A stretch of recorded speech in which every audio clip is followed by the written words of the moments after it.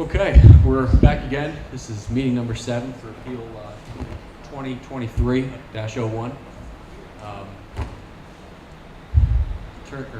Solicitor DeFelice. Yeah, so where we're at now, I think the plan was for tonight, we were only going to continue with Mr. Blasey's witness. I'm sorry, sir, what was your name again? Shirley, right? Shirley, okay. We were going to continue with him, finish him, and then we were going to wrap up for the night and then come back. I think it was the 30th? National July. Firehouse. And that'll be at the firehouse. Okay. So I'm hoping we're not here the full 3 hours tonight, but we'll see. Okay. So I don't know if anybody have anything else before you're okay, Mark? No. Go ahead, Doug.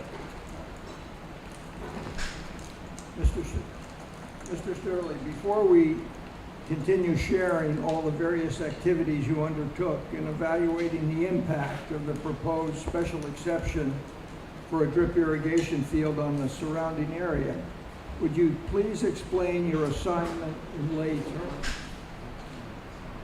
In the appraisal industry, I'm sorry. Is your mic on?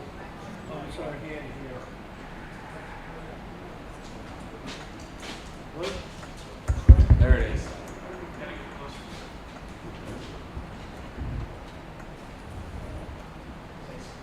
Hello? Go ahead. Sorry about that. That's all right. Okay. In the appraisal industry, we have many things that we do perform. One is an appraisal, as most appraisers are known to do. In addition to that, we are asked to perform services. One of those services is what we would call a paired sales analysis as a generic term, which we were able to, or we attempt to extract from the market what the typical purchaser and or seller is responding to. And in this case, media, other newspapers, TV, etc. And if that or any of those has hindered or adversely affected the marketability of the property within a given area. When I do that, I take into consideration a very wide range, and then I bring it closer into the actual market itself. Since this is an adversity to a particular property or properties in the plumed area, or potentially plumed area, I started out with the... Yeah. Just again, a generic term, affected area. When I spoke with the National Association of Realtors, they're the ones who oversee the state as well as your local Board of Realtors. They had advised me Objection. through my research, Doug. through my research with the National Association of Realtors and the Pennsylvania Association of Realtors, I had concluded that they are recommending in the seller disclosure that this be presented to a potential purchaser and or seller of the property. I'm going to object. There's no basis for that. It's hearsay. It should be stricken.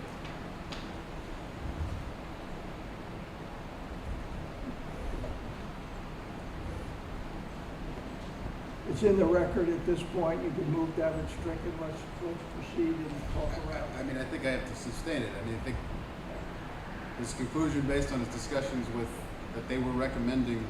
He's talking Something. about what their written words say, and we can get into that. So if you want to refer to a document or a treatise. I don't mean to be caustic, but it's your obligation to present things in accordance with the rules. And you continue to put Can you use the mic, sir? You continue to put this man up here and he refers to all these people that he talks to, and there is no evidence, no nothing, just hearsay. And I'm going to continue to object. As a First of all, the strict rules of evidence don't apply in this hearing, and you're doing nothing but disrupting the testimony of the witness. Now, if you want to call it hearsay, that's what it is, and you can then disregard it later. But let the gentleman speak without him constantly being interrupted. No, the cases are, the Little Britain case says, I have to object to the hearsay. And the Little Britain case You've said, objected. Well, I'm going to object when he continues to talk about what somebody told him, and that somebody isn't here to testify. I mean, Well, let me, I'd like to we speak to talked my about this witness. well before he testified, when we first got the reports. This was discussed about the issues, the conclusions We're that going he's to reaching. try to go into the All right. technical work in great detail with exhibits. So I can accept that Mr. Sterling, will redirect the questions to Mr. Sterling. Okay. What is the question before him? Yes. Yeah. What was the question? You want to strike that testimony where he was referencing others, do that. Please. I'll ask. Okay. Mr. Sterling, just please tell us what reports or what phases did you undertake in preparing your assessment? This is more a summary of what was done before, and we'll refer to the exhibit number just to refresh people's recollection. What I did was a paired sales analysis. It was a service, an independent, unbiased service, which an appraiser does day in and day out, as well as a real estate broker. I am a real estate broker in the state of Pennsylvania. I am also a general certified appraiser in the state of Pennsylvania, as well as an instructor. In my practice, in the seller disclosure, if and when we have something like this, we put it in the seller disclosure. Something like what? The fact that there is a proposal as a drip field.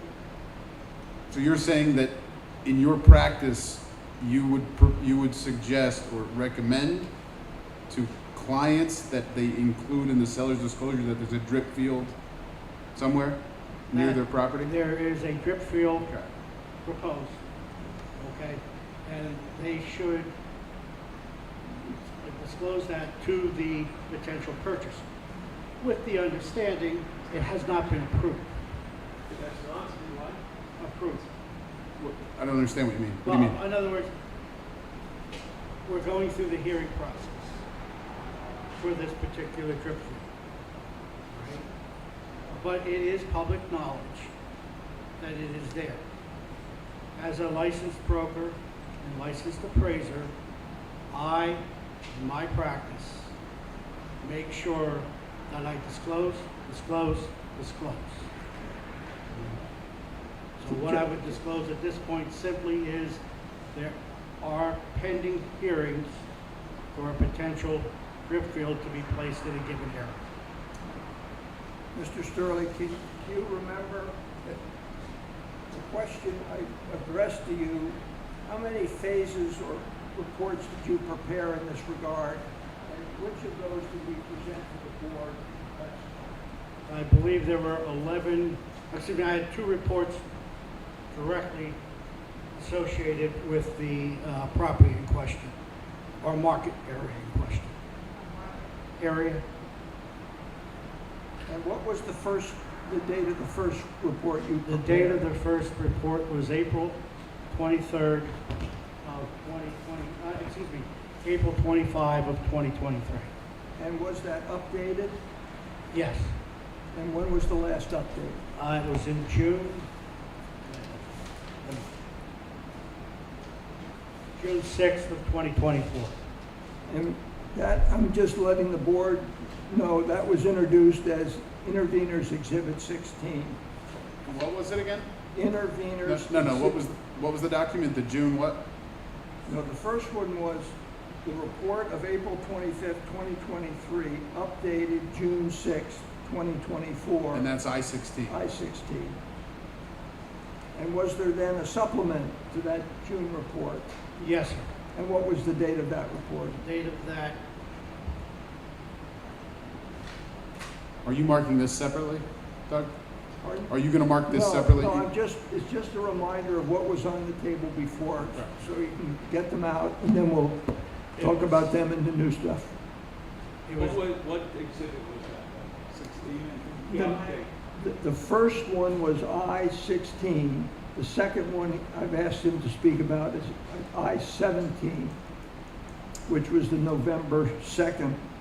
But let him testify. What was your second report? my second report was dated November 2nd of 2023.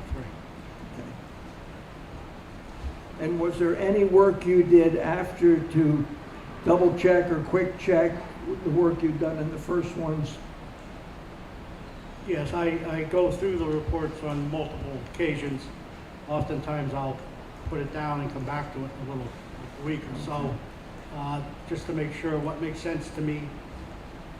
And then I read it again. I want to make sure that it is very clear that the parties that are involved in making the final determination understand exactly what I'm attempting to say. Bill, Mr. Sterling, tell us how an appraiser starts to assess or define the neighboring properties that may be in a proposed activity area that could be affected by that activity, and what the boundaries would be for any such area of potential impact. In this particular case, a lot of the attention came before the zoning hearing meetings and various meetings at the JPC, which I've attended virtually, and so on. I'm sorry. I know, I'm having trouble too. can't hear you. Yeah, what's the JPC? Joint Planning Commission? Oh, okay. Okay, Joint Planning Commission? I'm showing my age. But Planning Commission with the township, you mean? No, the Planning Commission. Lehigh Valley. Lehigh Planning Valley Commission. Planning Commission. I'm sorry. I could not hear what he said. I thought he's talking about when this became public knowledge. Is that what he's talking Could we about? just do a point of order for a second? I'd be happy to try to change my microphone with Excuse me, Andrew's. one moment, please. Can we crank one of those speakers around? Maybe that'll help a little bit? All right. And the fan is pretty loud. Let's just, may I try to change my microphone? They all shout in my.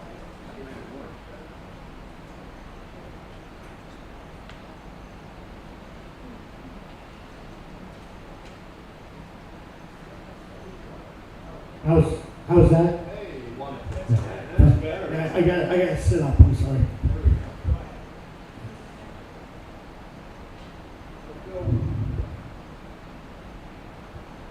Well, if I understand your question, how did we arrive at a area that the market would feel it was adversely affected? Okay. A lot of it goes with the media. Generically, they're telling you it's happening in Upper Mount Bethel. I'm sorry.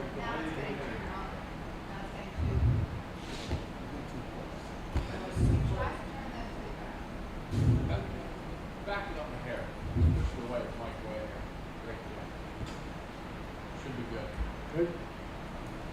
Okay. I remember my train of thought here, I apologize. Okay. Things that we look at is, and I'm not a geologist, I am not at all familiar with how things run, okay?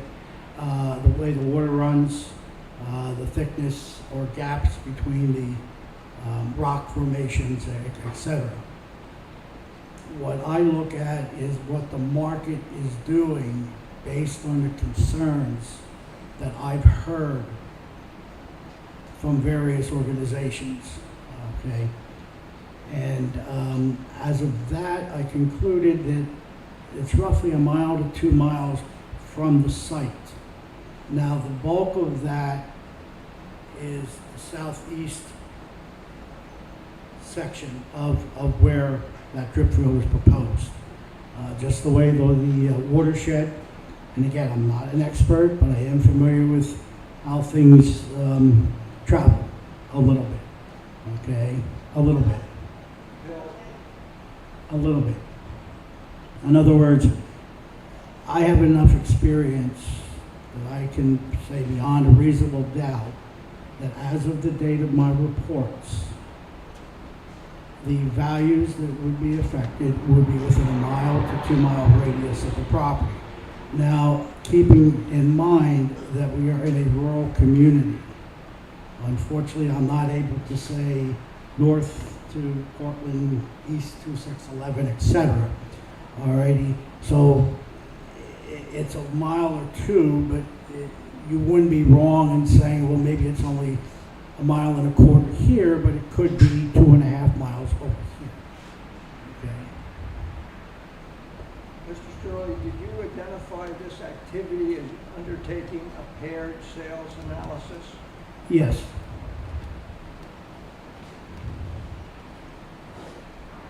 I'd like this exhibit, which is one that I distributed to all of you, or at least to the solicitor, and to the other side. It's the appraisal of real estate, 15th edition.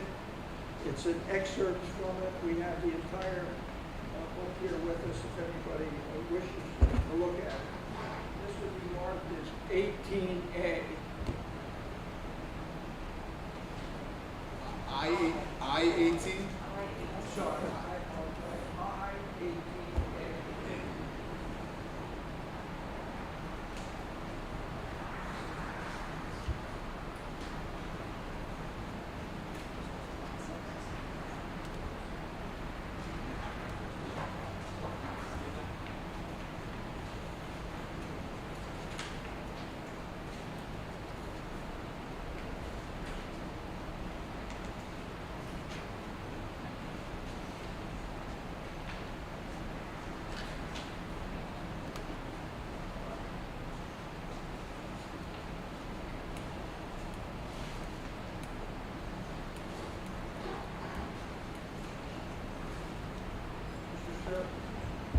Mr. Sterling, can you identify this document and then go to page 34 and tell us why there's a check mark there? We'll proceed. Wait, 34. Number 34, it's the second page of the exhibit, but the lower left-hand corner of that page says 34, the appraisal of real estate. I'm sorry, I don't see 34. It's the next page. Bottom left. I see 372. Go on back. Oh, okay. Got it. Got it.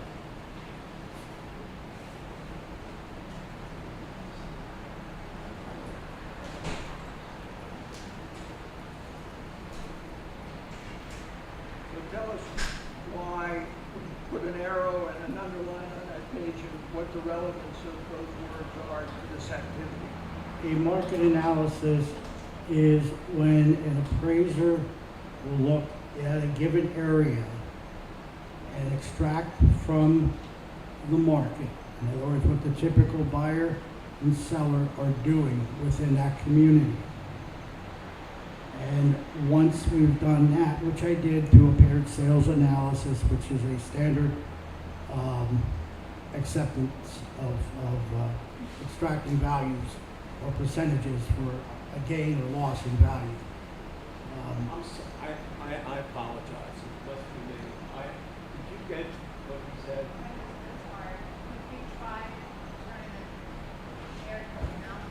Which one do you think is? Could we consider turning off the fan? Yeah, that's perhaps? what I'm talking about.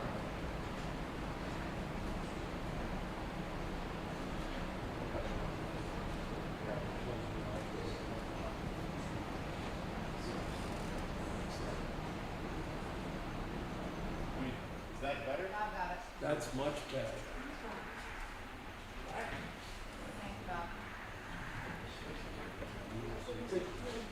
I'm sorry, but I don't want to make you, Donna, could you read what Mr. Sterling said? A market analysis is when an appraiser will look at a given area and extract from the market, in other words, what the typical buyer and seller are doing within that community.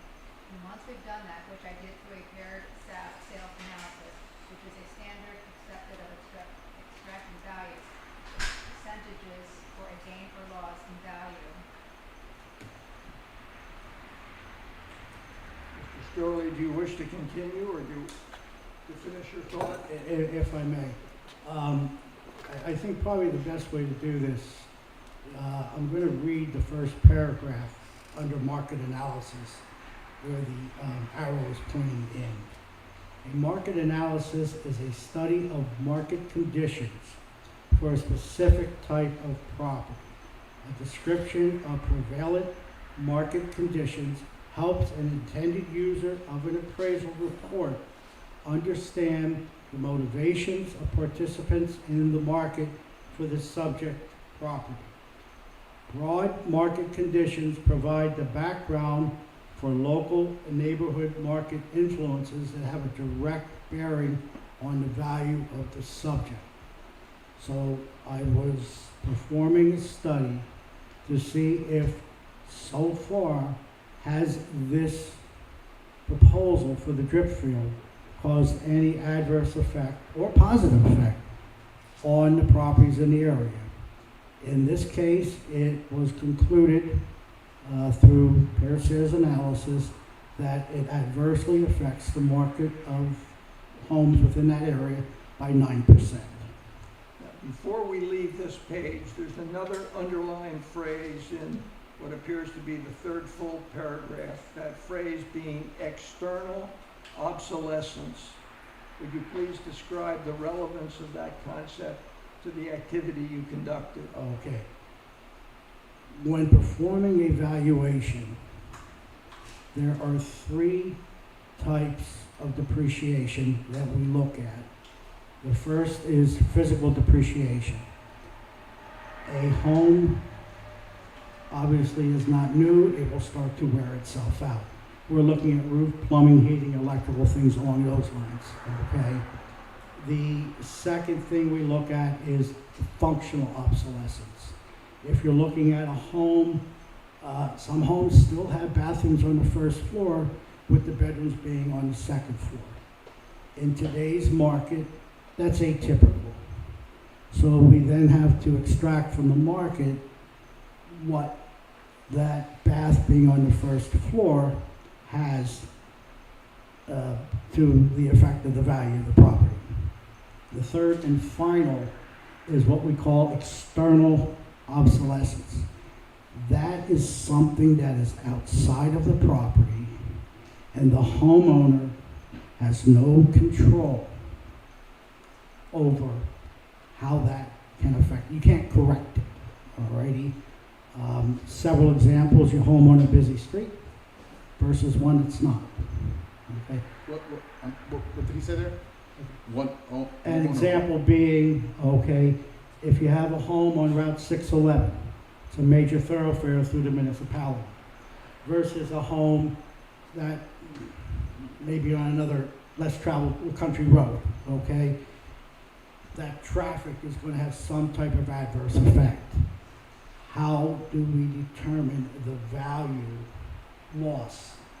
And we do that by performing a paired sales analysis like we did here. Obviously, in this case, it's not a busy roadway.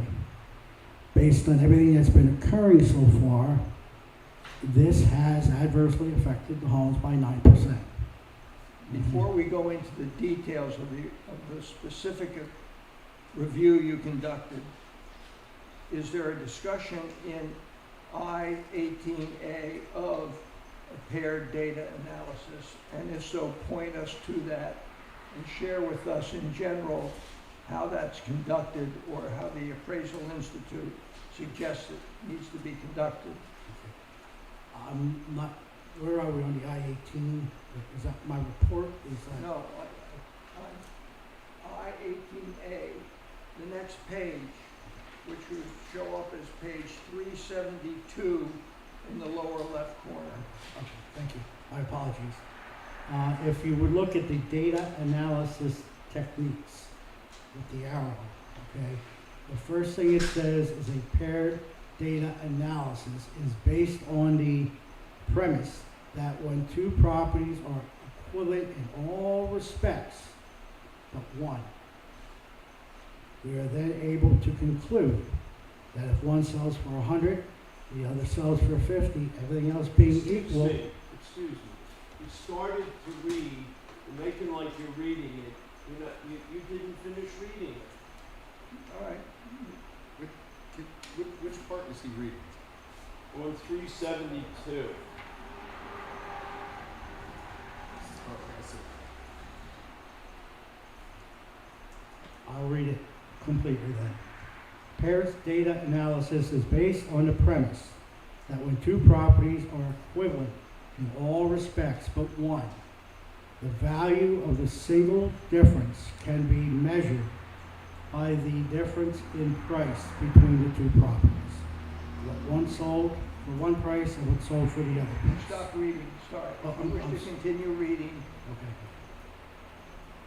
pick up where you left off, please. For example, two residential properties are similar in all aspects except for location. One property has a corner lot while the other is on an interior lot. If both properties sell at similar times so that there is no difference in market conditions, the difference in sale price can be attributed to the different locations of the properties, and the identifiable differences can be used in the adjustment process. If the home on the corner lot sold for $30,000 more than the home on the interior lot, that difference, either in dollar amount or percentage, could be used to adjust the sale price of other comparable sales in the market to the location of a corner property. No, you didn't finish that. On a- Corner lot or an interior lot. Right, select that.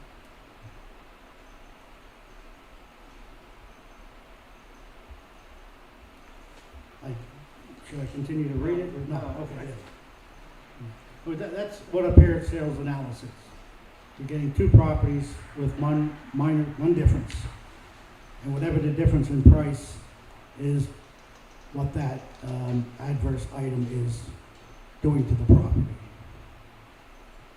I'd like to offer an exhibit that I did not distribute beforehand, so if you wish to strike it, fine, but it's hopefully related by the same institution, a simpler, shorter statement of a paired sales analysis, as it might just be helpful in looking at that. So I'd at least like it to be marked as I-18B.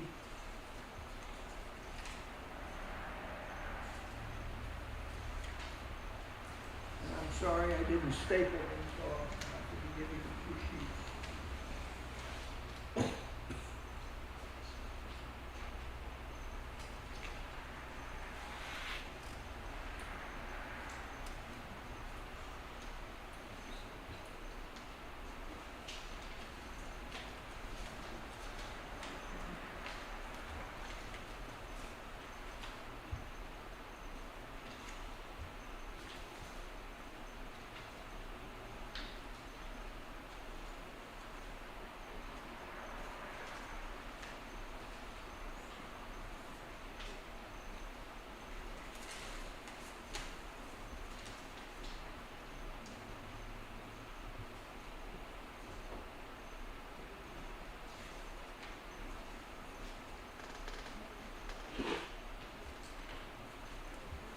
Mr. Sterling, would you tell us what I-18B, where you found it, and why you think it would be helpful just to look at this? I didn't get a copy, I do have it on my Oh. file. Sorry, okay, very good. My apologies. This very much simplifies what a paired sales analysis is, and it summarizes it, and I'll read it. Paired sales analysis is a real estate appraisal method used to determine the specific value of a particular feature or improvement in a property. It involves comparing the sale price of a similar property that offer in only one characteristic or feature, an upgrade, improvement, by isolating the impact of that specific feature on the property value.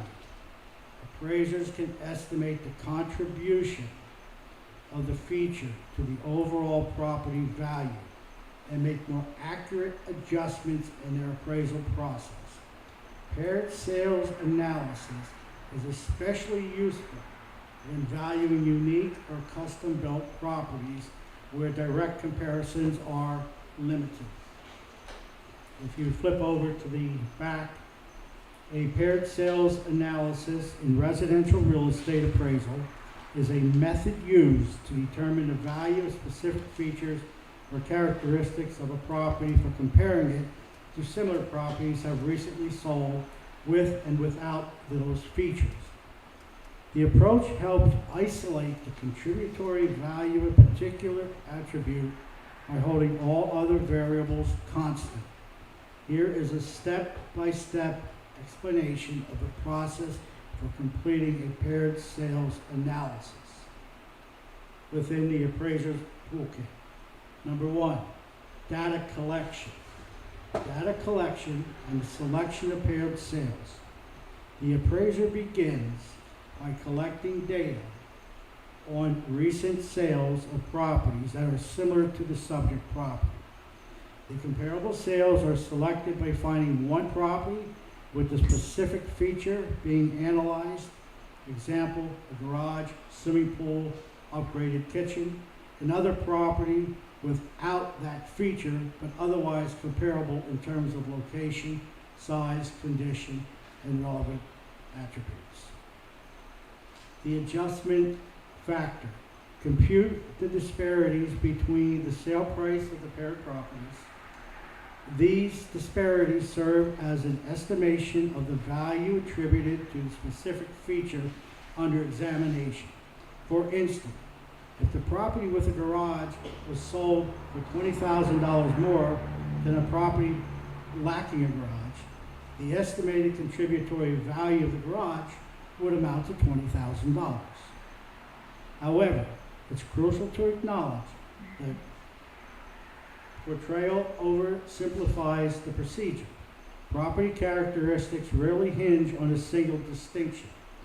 Consequently, the appraiser initially carried out adjustments on a comparable property to account for other influencing factors before embarking on the value comparison.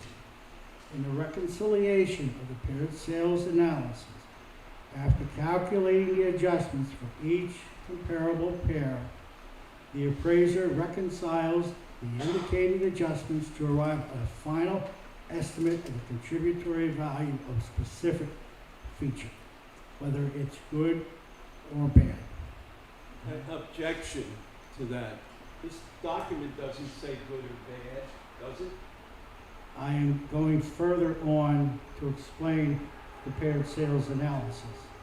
This document doesn't say, does The it? document speaks for itself. If in the transcript he's added words, we're perfectly agreeable to them being struck. He wasn't intending to read them in.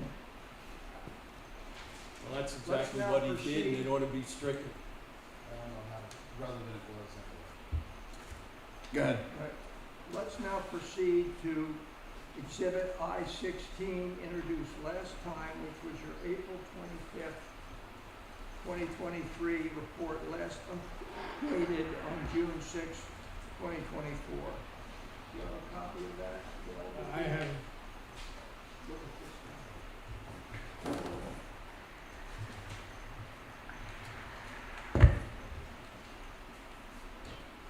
I think on the first page of this report, you identify a concept called geographic competency. Would you please tell us what that means and what its application is to the work you conducted. What I'm referring, Where, could you point to where you're talking about? I have it, but, in bold print, page 1, geographic competency. oh, thank you. What I'm doing there is I'm letting you know my qualifications, my experience, and my knowledge of the given area. I don't mean to interrupt here, Doug, but didn't we go through all this last time? Thank you. I'm pretty sure we went through like this word by word. I don't, When we went to qualify him, I think we went through reading. some of this he did. Now, let me just quickly jump ahead.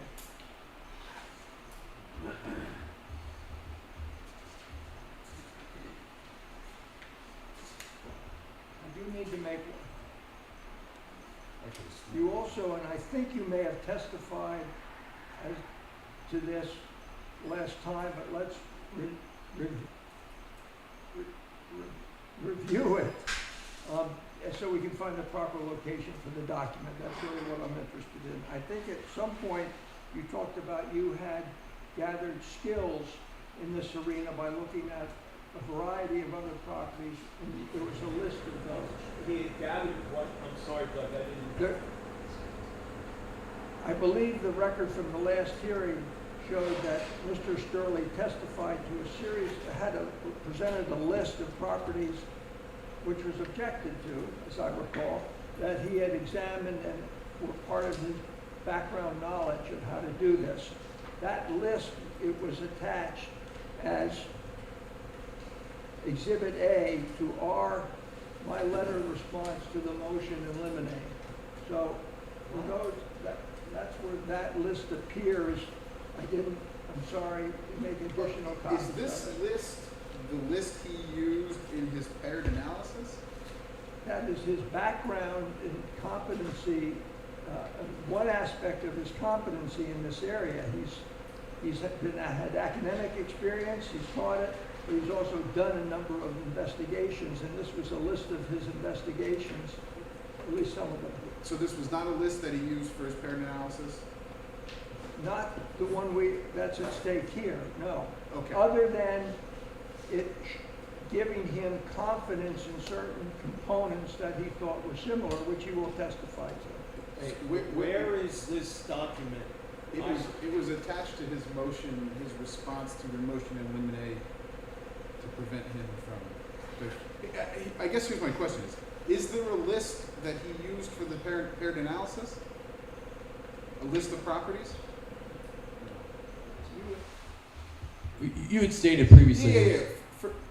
For this property, for the analysis that you did, where you reached the conclusion that it's a 9% effect, I think you said, adverse effect, right? Yes, sir. Where is the list of properties that you compared there?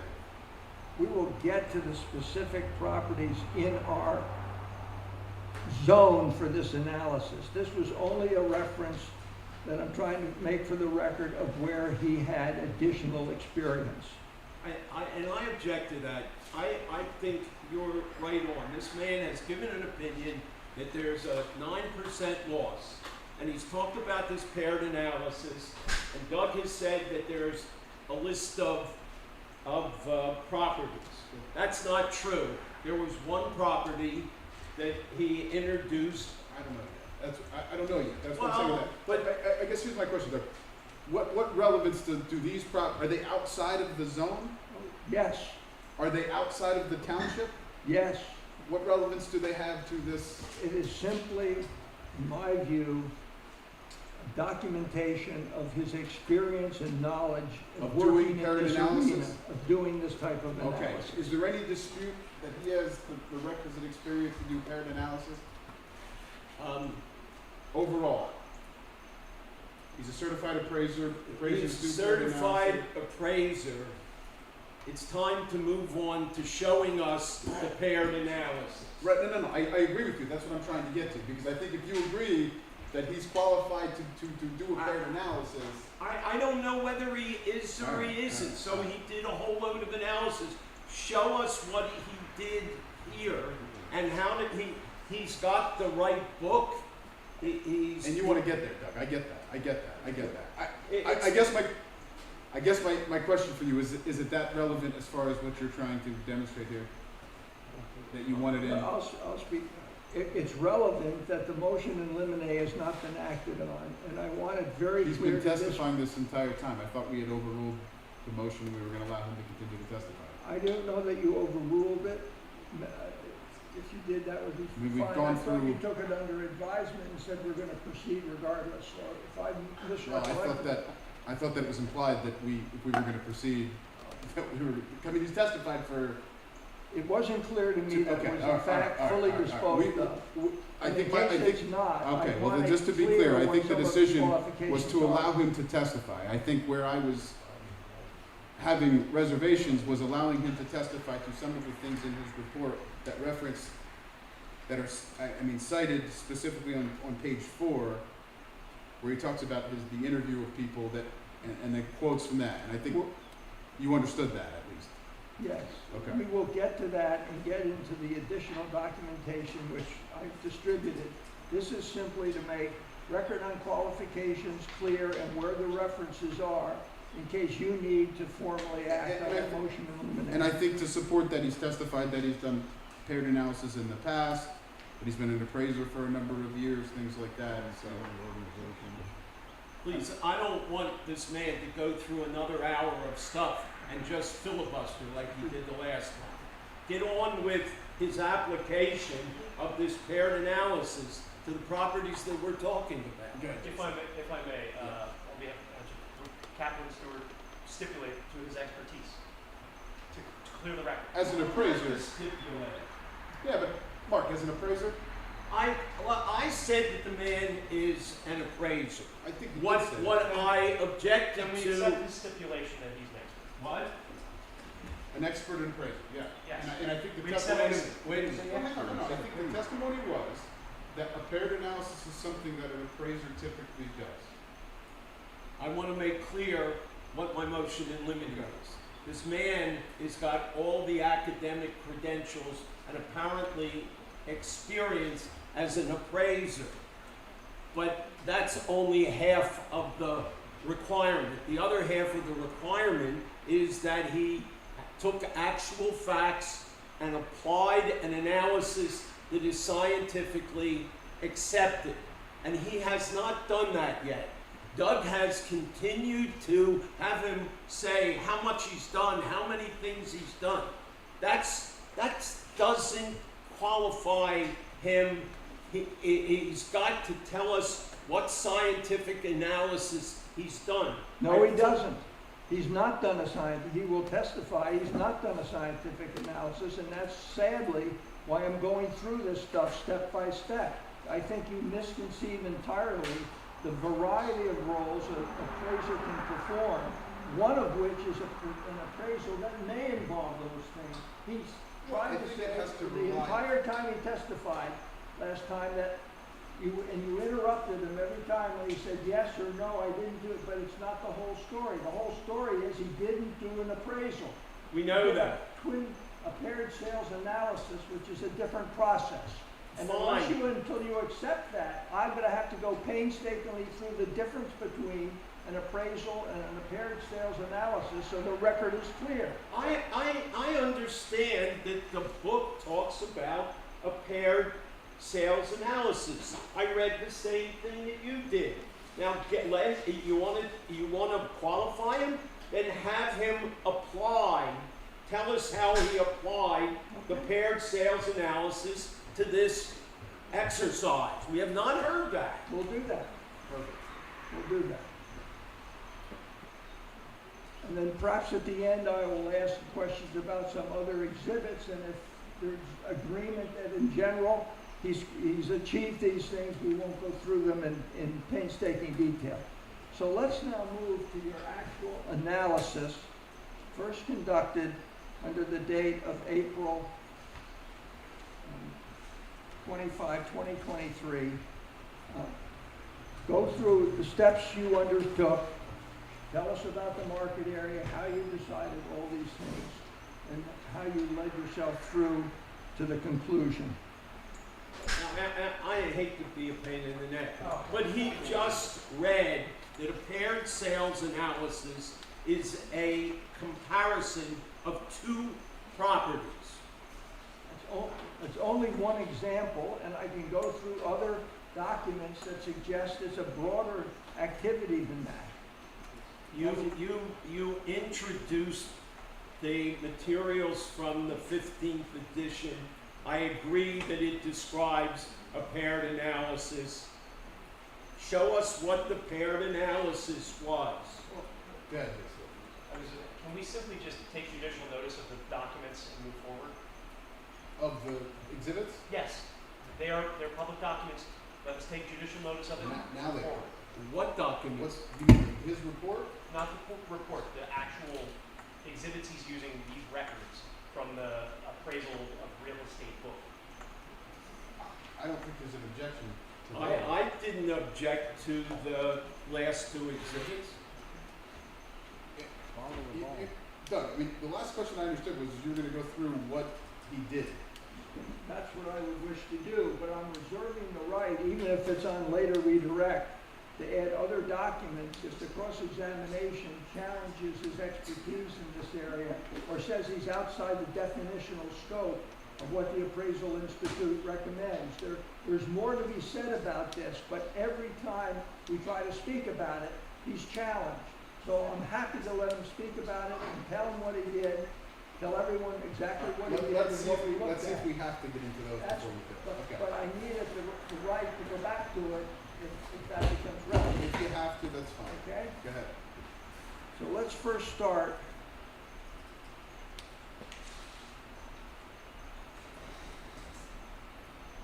Let me, okay.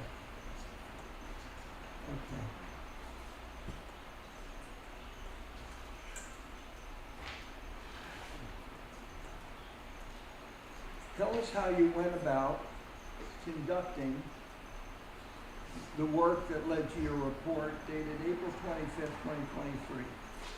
Last updated on June 6th, 2024. I stay within the municipality of Upper Mount Pleasant. And what I did, I looked at what the list price to sale price ratio was in the overall market of the township. And the list price to sale price, which is contained in my report, is 100.3%. Tell us what page you found that on. Your I statement. believe it's exhibit 1 or exhibit 2. Please show us where you got that, please. Exhibit 1 or 2. That's the Greater Lehigh Valley. Yes, sir. And what is that attached to? That's his report. I got the report. It's like fifth page to the end, fourth page, fifth page. Oh, okay.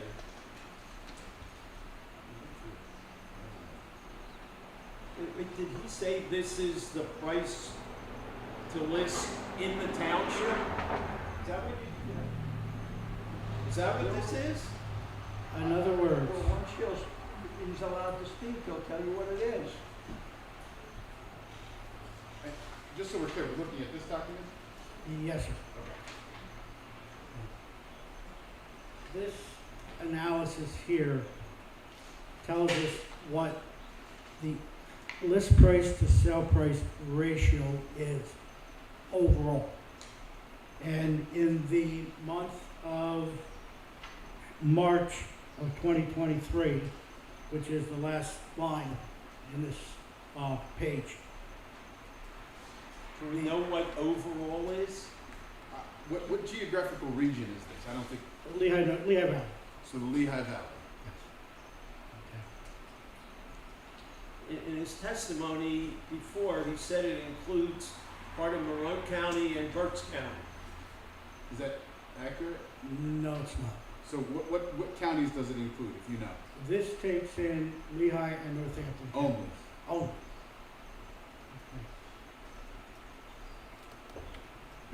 When a home goes on the market, it's offered for sale. That offering is called the list price, okay? And when a property is sold, that is called the sale price. In the market, general market, the list price and sale price is basically the same. There is no negotiation. People are paying full price for the property. Based on that 100.3% number Yes, in March of '23. yes. Okay. Okay. In the upper left-hand corner, you will see days on market, and that is showing 25. So from the time a property goes on the market until it goes under contract is 25 days. And that basically is what this is showing here. For the entire market of Lehigh and Northampton. That is correct. In March of '23. March of 23, yes. I then went into the market to see the market of Upper Mount Bethel, to see if that was consistent. I'm sorry, you went into what? My research then was narrowed down to Upper Mount Bethel. Thank you. And what I looked at were properties that were very close to the proposed drip field. And if you look on the next page, one of the sales contained in this report is 81 Summerfield Drive. It was offered for sale for $549,900. It sold for $500,000. If you do the math, it's a 9% loss. If you, everybody with me with the circles here? Okay. The smaller circle where it says CDOM, that's the days on market for this property before it went under contract.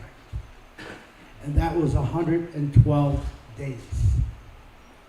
So we have your average median market, days on market, 25 days. We look at this property that is currently suffering from the media attention, etc., from the drip field. Which property is he talking about? 81 Summerfield Drive. You're saying that's the property that's suffering from this media attention? Correct. There's no evidence that this property is suffering from anything. Where's the evidence? I mean, He's offering an opinion. yeah, that's what I was going to say. This is opinion. This is similar to doing a paired sales analysis. Okay, we've got properties that are not adversely affected and some that are. This particular one, after my research, the only thing that I conclude was the drip field prevented this property from selling for 25 or less days, and instead it took 112 days. Instead of selling at list price of $549.9, it sold for $500,000 or $49,900 less, or 9% off of list price.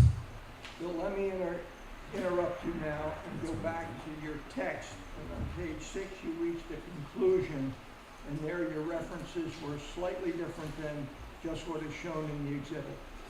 So would you tell us first what your conclusion was and how many other properties you identified as being in, I'll use the phrase, the impact zone. Okay. What page are you on? Page 6.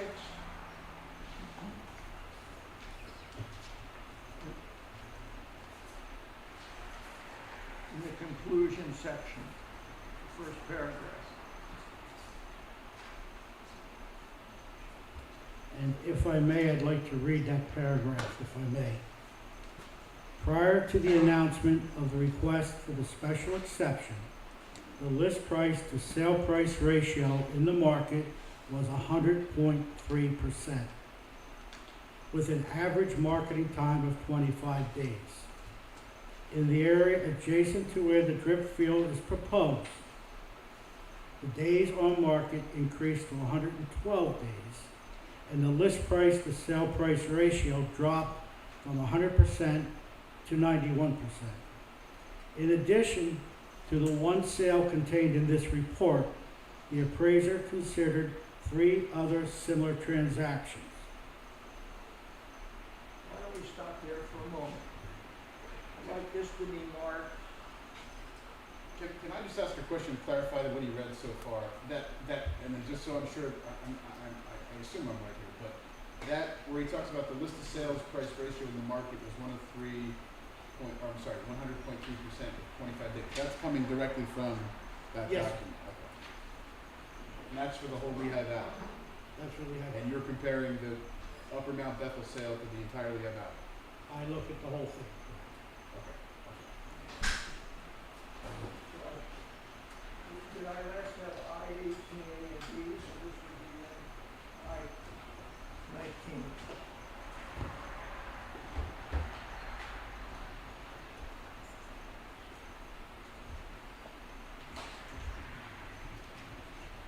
I'll mention that at the last hearing, there was a concern that he referenced 3 additional properties and didn't have sales sheets. So this is the sales sheets for the 3 additional properties. That was the material you sent us over email, right? Yeah, then I'll bring it around. Thank you.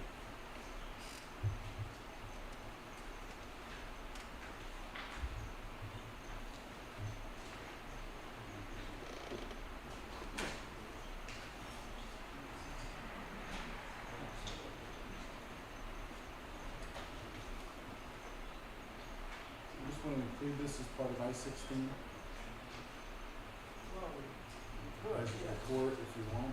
I think we ought to make it Separate? Okay, we'll do it separate.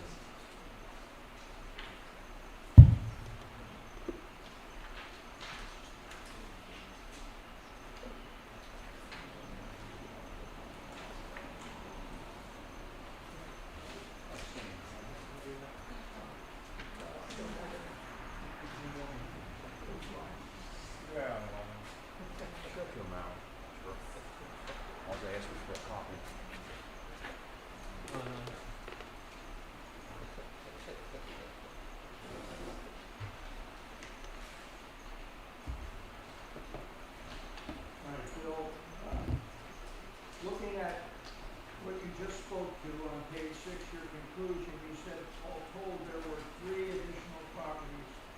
Is what I just distributed identified as I-19 sales sheets, if that's the correct term for those 3 properties? Yes. And would you describe what you, Please speak into the mic. Sorry. would you describe the rough geographic area where these are found and what you, These 3 properties fall within the affected area or potential affected area of the drip field. The first property at 5 Farmstead, Upper Mount Bethel Township, was offered for sale for $580,000, sold for $525,000, and I do apologize, it's actually 9.5% below market. Okay. And it stayed on the market for 267 days. Another property that we considered at 904 Potomac Street was offered for sale for $499,900, eventually sold for $429,000, or 14.2% off of the list price. It was on the market for 97 days. The fourth and final sale, 8 Farmstead Way, Upper Mount Bethel, was offered for sale for $549,000, sold for $429,000, or 22.6% off of list price to sale price, and took 80 days on the market. Now, I brought the Upper Mount Bethel balance of the properties in, and in my conclusion there were 14 transactions that were outside the area identified in Upper Mount Bethel Township. And those 14 transactions had a list price to sale price ratio of 99% to 123% above what the property was being offered for. The days on market range between 1 and 43 days with a median of 12. So again, whether you're going Lehigh Valley or the immediate municipality of Upper Mount Bethel, it is consistent. And they are showing a dramatic loss in value because of the proposed drip field and the attention it has gotten and has done to the property. Let's just jump ahead for a moment. Hang on. Those 14 properties, we don't have that information? I do, It wasn't submitted. but not. Yeah, you didn't submit it to us? No, I will. I'm sorry. I don't have those copies. Yeah, I mean, he's literally comparing those properties to Yeah. these properties in the, the request was for the others, for. it's not my, I listen, know that. it's in his report. I hear you. Pat, I'll get to it on cross. Wow. Well, let's get 'em. I'm going to object. Bringing stuff in now that he didn't give us before. Let him testify to his report.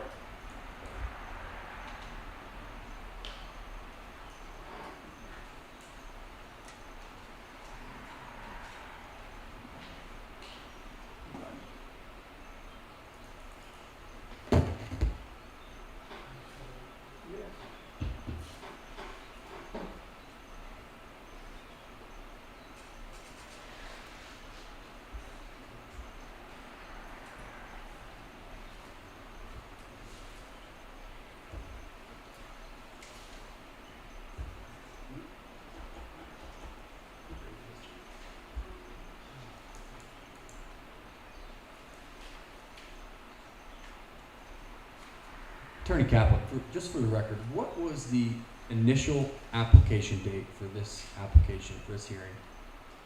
You stole my thunder. Well, I'm just trying to see Can all these dates may here. I will do that, but it's part of my cross-examination. You can go on. I'm trying to figure out these dates here.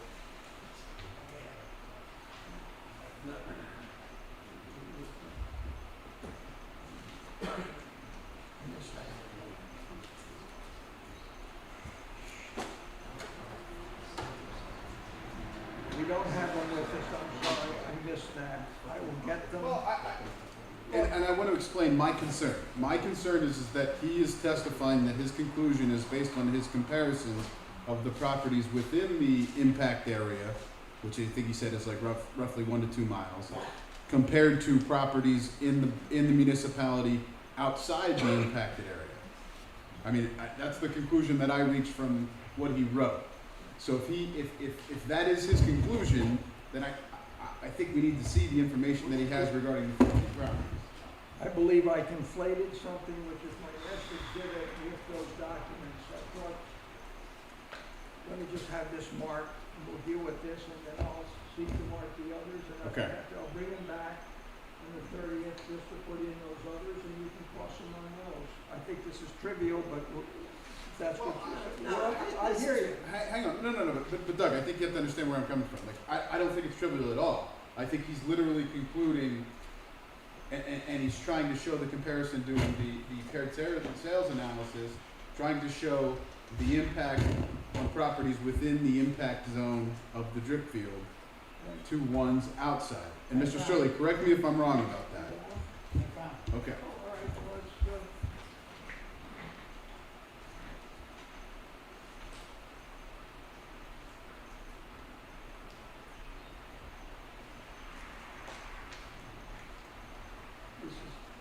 this is a complete set.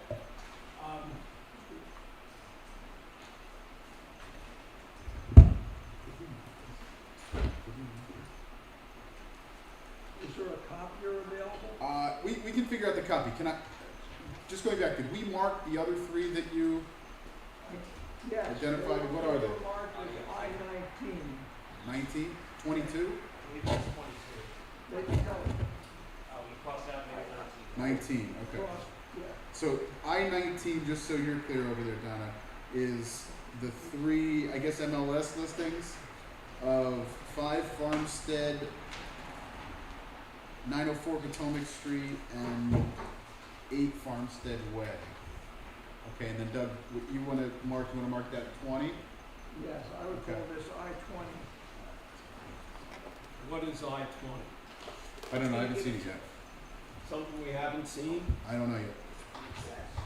Right, that is the 14 sales sheets. You can get copies now. I'm gonna object. And these They are the speak 14, for themselves. these are the 14 that they refer to. I mean, they're just, They are what they are. they're just the MLS listings. Yeah, you know, the chairman is 100% right. They haven't said when the Springfield, when it was announced, and he's got these dates all over the place. And I think that needs to get cleaned up. I think we just need to figure Yeah, out I'm time frames. I mean, I'm going to let him introduce the MLS listings for the 14 properties that he referenced in there. I mean, arguably it's public knowledge, but just for clarification's sake, the 14 properties. Okay, I'm going to take this copy, and I will get copies to everybody as soon as I can get them tomorrow.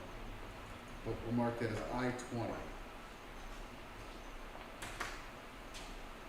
Bill, do you need to specifically look at each one to testify about them at this point? No, I mean, in general, in our report, they sold between 99 to 123% above what this one.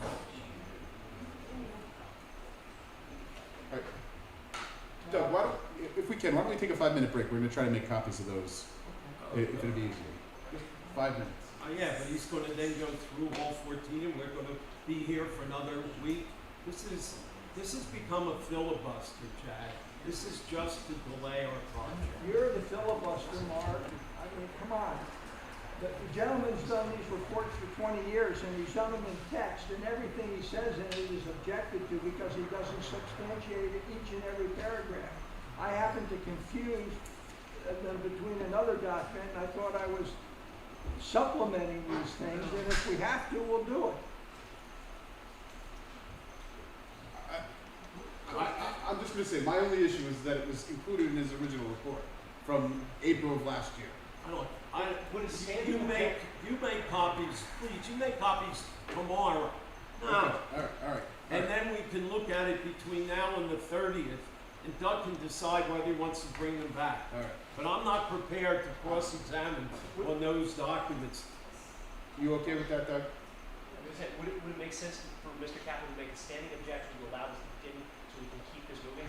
I think I'm that's not kind of what's happened, but yeah. I'm sorry, sir, I don't know who you are, but you have not read the cases, the Commonwealth Court's cases on hearsay. I believe I have. Have you read the Little Britain case? I have. You know what it says? I do. I gotta object. All right. I gotta object to the hearsay. You when haven't it goes objected. in. You haven't objected to hearsay. You objected to documents. And documents are hearsay. But it's already been admitted. So why are we going? No. I mean, are these not business records? I have no idea. I have no idea. All right. Go ahead. Let's keep going, Doug. I'll get copies of these, and then if you want to cross-examine them when we come back, I'll do that. Go ahead, Doug. All right. Bill, did you find any other properties in what, how did you determine then what I'll call the impact zone from the outside zone? Based on, and again, based upon my knowledge of the area,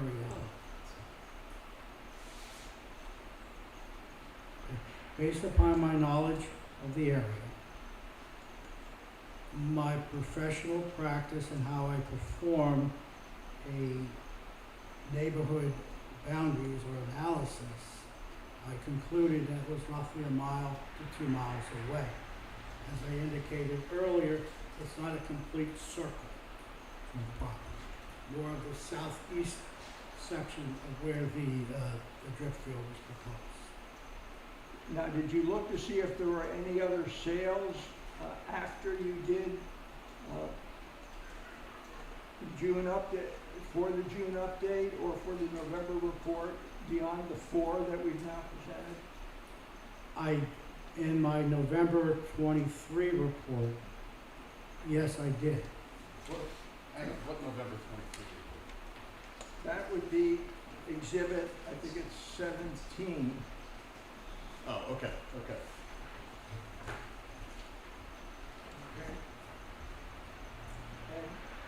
And were there any? There were several sales that occurred since the original report was completed. However, none of those were found in the area that we felt would be adversely affected by the drip field and the publicity already. However, if you look at what we saw as to the list price to sale price ratio and days on market, they were consistent with the Lehigh Valley. I do have in the report of November a list of the last 12 months, or actually 12 months from, I guess, of May forward, showing that the market has remained stable, days on market have remained stable, and list price to sell price ratio has remained stable. Mark, this is I-20. 21. You have 20 was the I-20 was the 14. Oh, okay. Doc, so Donna, just so you're clear, I-14 is 20 MLS listings for other properties in 14 MLS listings for other properties in the township.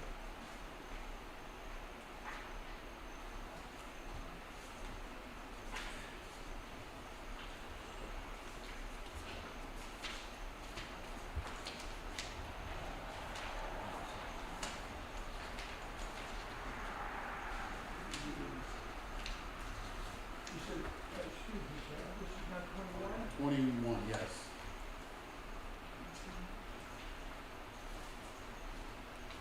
So just so Donna's clear, I-21 is the Greater Lehigh Valley Realtors printout for April 2023 through May of 2024.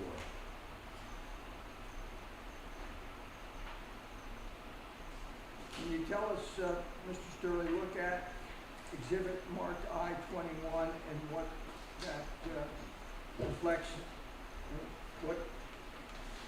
Well, the key points would be the top left, which is the days on market, and I'm just going to reference April 2023. It's showing 24. The list price to sale price ratio was 101.2%. If you go to May of 2023, days on market 23, list price to sale price ratio of 102%. June of 23, 14 days on the market with 102.9% list price to sale price ratio. July of 23, 15 days on market, list price to sale price of 102.2%. August of 23, days on market 15, list price sale price ratio 102.4. September, 17 days on the market, 101.2% list price to sale price. October, we have 101.3 list price sale price, days on market 18. November 23, 20 days on market, list price sale price of 100.8. December 23, days on market of 21, list price to sale price of 100.4. January 24, days on market 20, list price to sale price 100.2%. February 24, days on market 24, list price to sale price of 100.5%. March of 24, 22 days on market, list price to sale price of 101%. April of '24, days on market 22, list price to sale price 101.9%. In May of 2024, and I do apologize for that copy, it's 19 days on market and 102.1%. As you can see, the market for the entire Lehigh Valley and the Upper Mount Bethel area has remained the same. It has not fluctuated. So the conclusion that I came up with as far as 9% for the April study would remain in place as of the date of the update in November, and I also took it through May of 2024, which just shows that there has been no change. So, I'm confused. You used the I-21 documents, April 2023 through May of 2024. That's the entire Lehigh Valley, right? Yes, Okay, same as the other one that we had for The March. March of 2023. Okay. So you Just used keep- that just keep information? continuing on March. Yeah, right. You used that information and compared it to what? we took this information, compared it to the market within Upper Mount Bethel, which was included in this data. Are you talking about I-20? Those 14 properties? I would say yes. Okay. I just want to clarify, when you're talking about the market in Upper Mount Bethel, which one, is that what these 14 That are? is the, Okay. right, okay. Okay. And actually, if you extract or take out those ones that had a substantial list price to sale price loss, these numbers could potentially be higher. And the days on market could be lower. Let me, Exhibit 19, 2 of the 3 listings are before our earlier dates. The sale date was in one in February of 2023, and the other was September of 2022. So these were, between the 4 all told, these were the only, and you correct me, Yeah. were the only sales you found that had this peculiar characteristic about them. Is that correct? In the November report, we did not find any properties that fell within Okay. the area of the proposed strip fruit. But aren't all of these prior to? No, This- not all of them. The top one there, the sale date was May, I'm sorry, it's May of 2022. I apologize, yeah. What's the other one?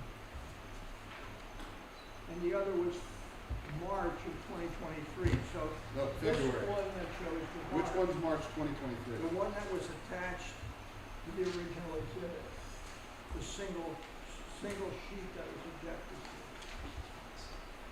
For 81 Summerfield. Okay. Yeah, Okay. so that's what the, Yeah, that's before. Wait, that's before. I'm saying the original that was attached. 81 Summerfield. Okay. And just so I'm clear, all the 14 that you have here were all prior to March of 2023 as well. I can't read the dates. Are those 14 this township or Lehigh Valley? Township, this township. Okay.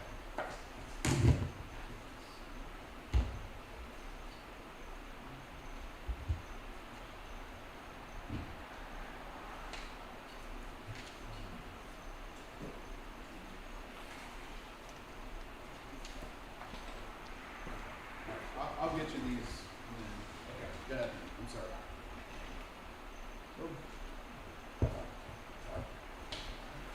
So Bill, let's just once more go through then how you use the 4 sales sheets that we've identified as part of both I think 16 and then I-19. And then the 14 sales sheets that are being copied, those are what, I-20? How do Yes. they fit into your reaching your conclusion? Is it 13? You had 14 in your report. 14, I don't- okay. Okay. Those were all properties outside the plume. And I use the plumes as generic in the affected area, or proposed affected area. Those 14 had a list price to sale price ratio of 100 plus. And in the case of 100, it's 99% to 123% above list price. The days on market hovered around, I believe, what says 14, 15 days. All right, compared to, again, what the ones that were in the Dripfield area, or proposed Dripfield area, had a list price to sale price of between 9% and, bear with me, we kind of jumped from one report to the other.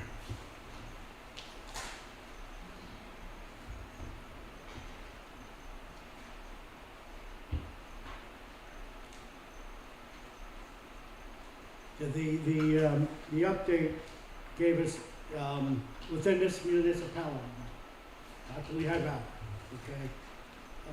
It was, the ratio for, April of 23's report was 100.3%, and market days was 25. When the update was performed, I'm on page 1 of, and I don't know the exhibit, but it's November 2nd, 2023. The actual update, That would be I-17.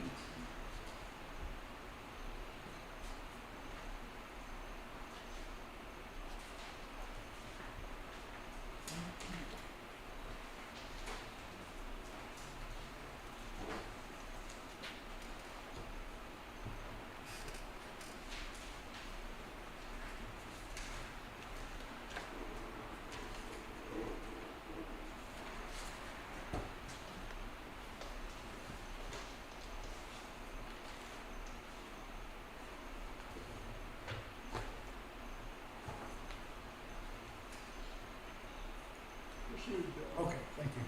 Okay. And if you look on page 1 of the report for November 2nd of 2023, the second paragraph, the market in 2023 indicated a list price to sell price ratio of 100.3%, days on market of 25 days. The study completed in October of 2023 showed a list price to sale price ratio of 101.2% and a days on market of 17 days. 17 days. 17 days. Okay. Based on my findings, it's my professional opinion that the market has remained unchanged. Therefore, the homes in the Plume area would continue to see a 9% loss in property values and an increase in marketing time 5 times the median days of market for properties not affected by the drip feed.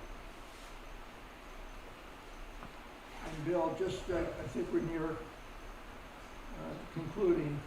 How did you go about reaching a judgment as to what an impact area might be, and what was the source of the impact? I'm going to object. That's already been testified. Fine. If it has, we'll be content. Yep. I mean, I think that's what the entire I-17 was about, right? Yep. But there were continuous objections that whatever he listened or talked to people, that was hearsay. Okay. But I just want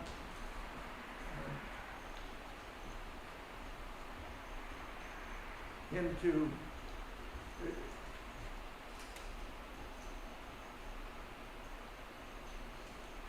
describe his activities, just so that it's clear what he did to reach that judgment. I'm going to object. That's what we've gone through for the last half an hour. Okay. Unduly repetitive. All right, if you, I don't,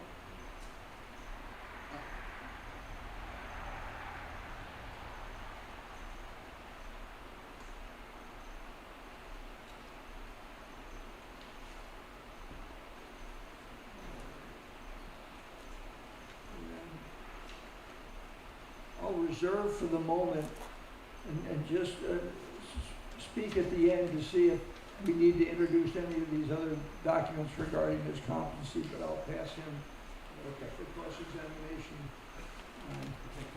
Yeah, can we take a 5-minute restroom break?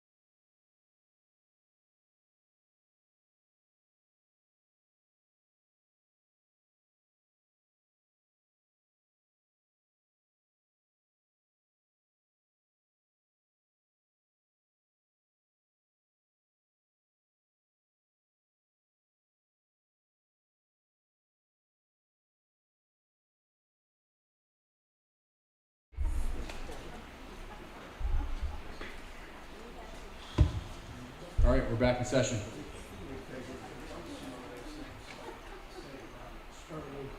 Sterling, thank you.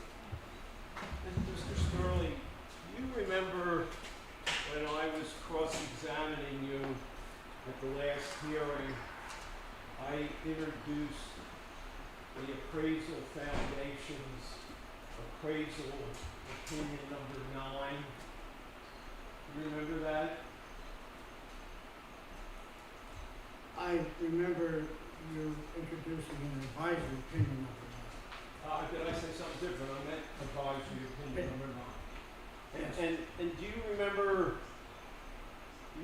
telling me that I had the wrong opinion? That I should have used advisory opinion 9? I apologize.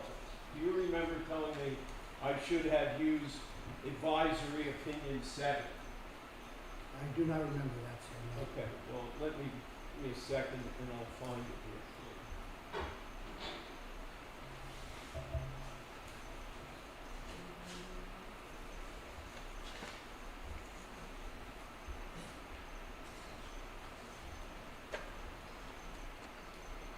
I have it in a minute.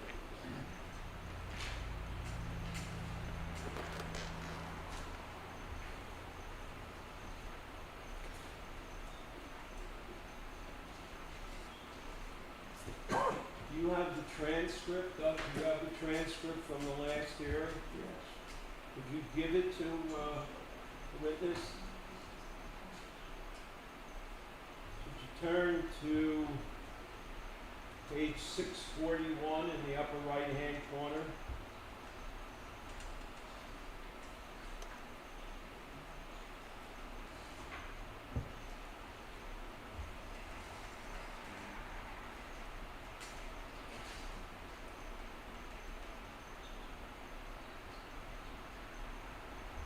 Okay.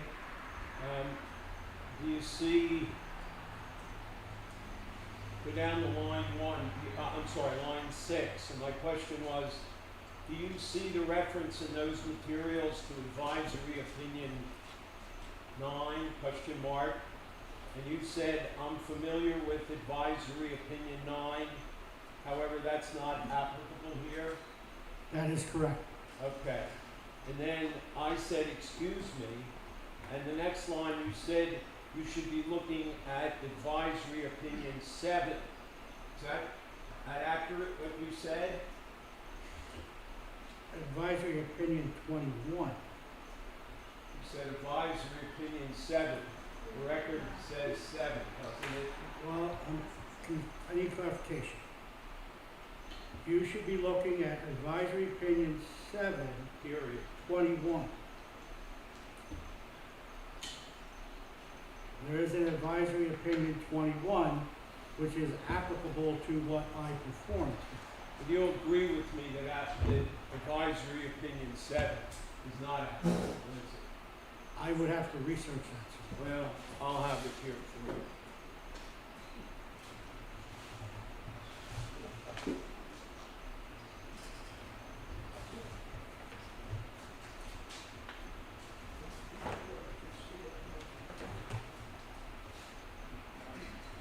Please don't be talking to them while I'm not talking to him, so I'm thinking about whether we.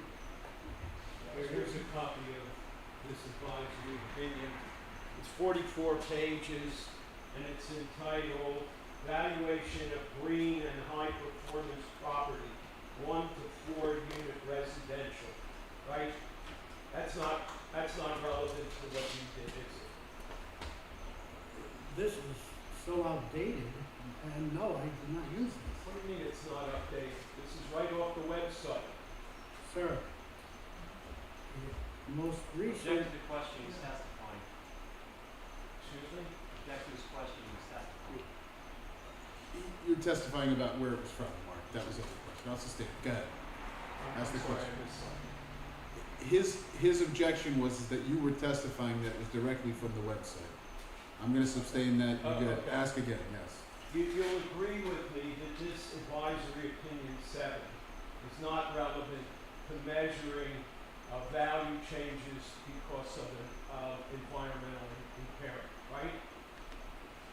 The environmental impairment was not considered in my report. So in that respect, no. Okay, the environmental impairment was not considered in your report. That's what you just said, right? In my conclusion, And you testified before that you never consulted an environmental engineer or an environmental expert to ask about the drip field and the sewer system and all that. We're in agreement that you did not do that. I am not qualified in those areas, no. You're not qualified in those areas, so you didn't ask for advice from an environmental engineer or environmental consultant. Can you say yes or no to that? I would say no with clarification. Pardon me? I would say no with the ability to explain. Well, explain. Okay?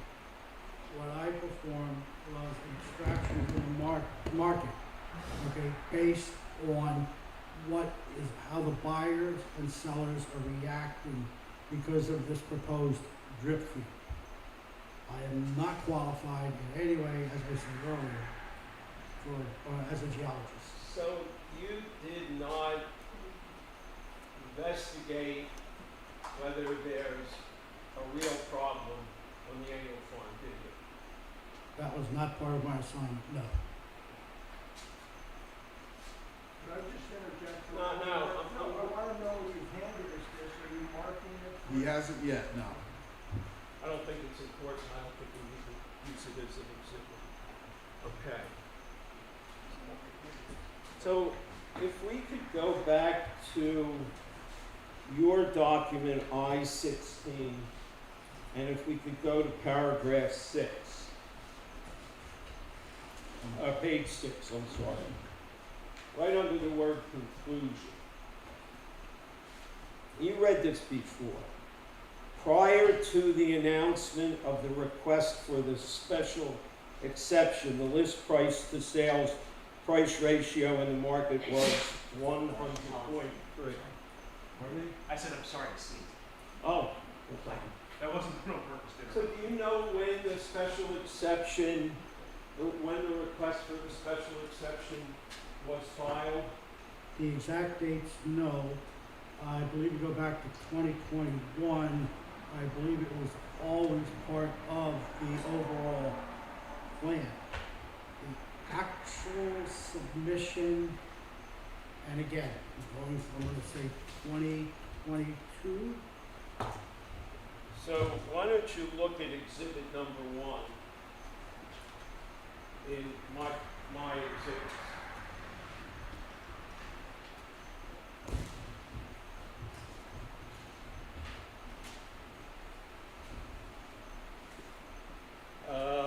Let me make sure that's right. No, that's not right. I'll get it for you. It is exhibit. It is exhibit number 3.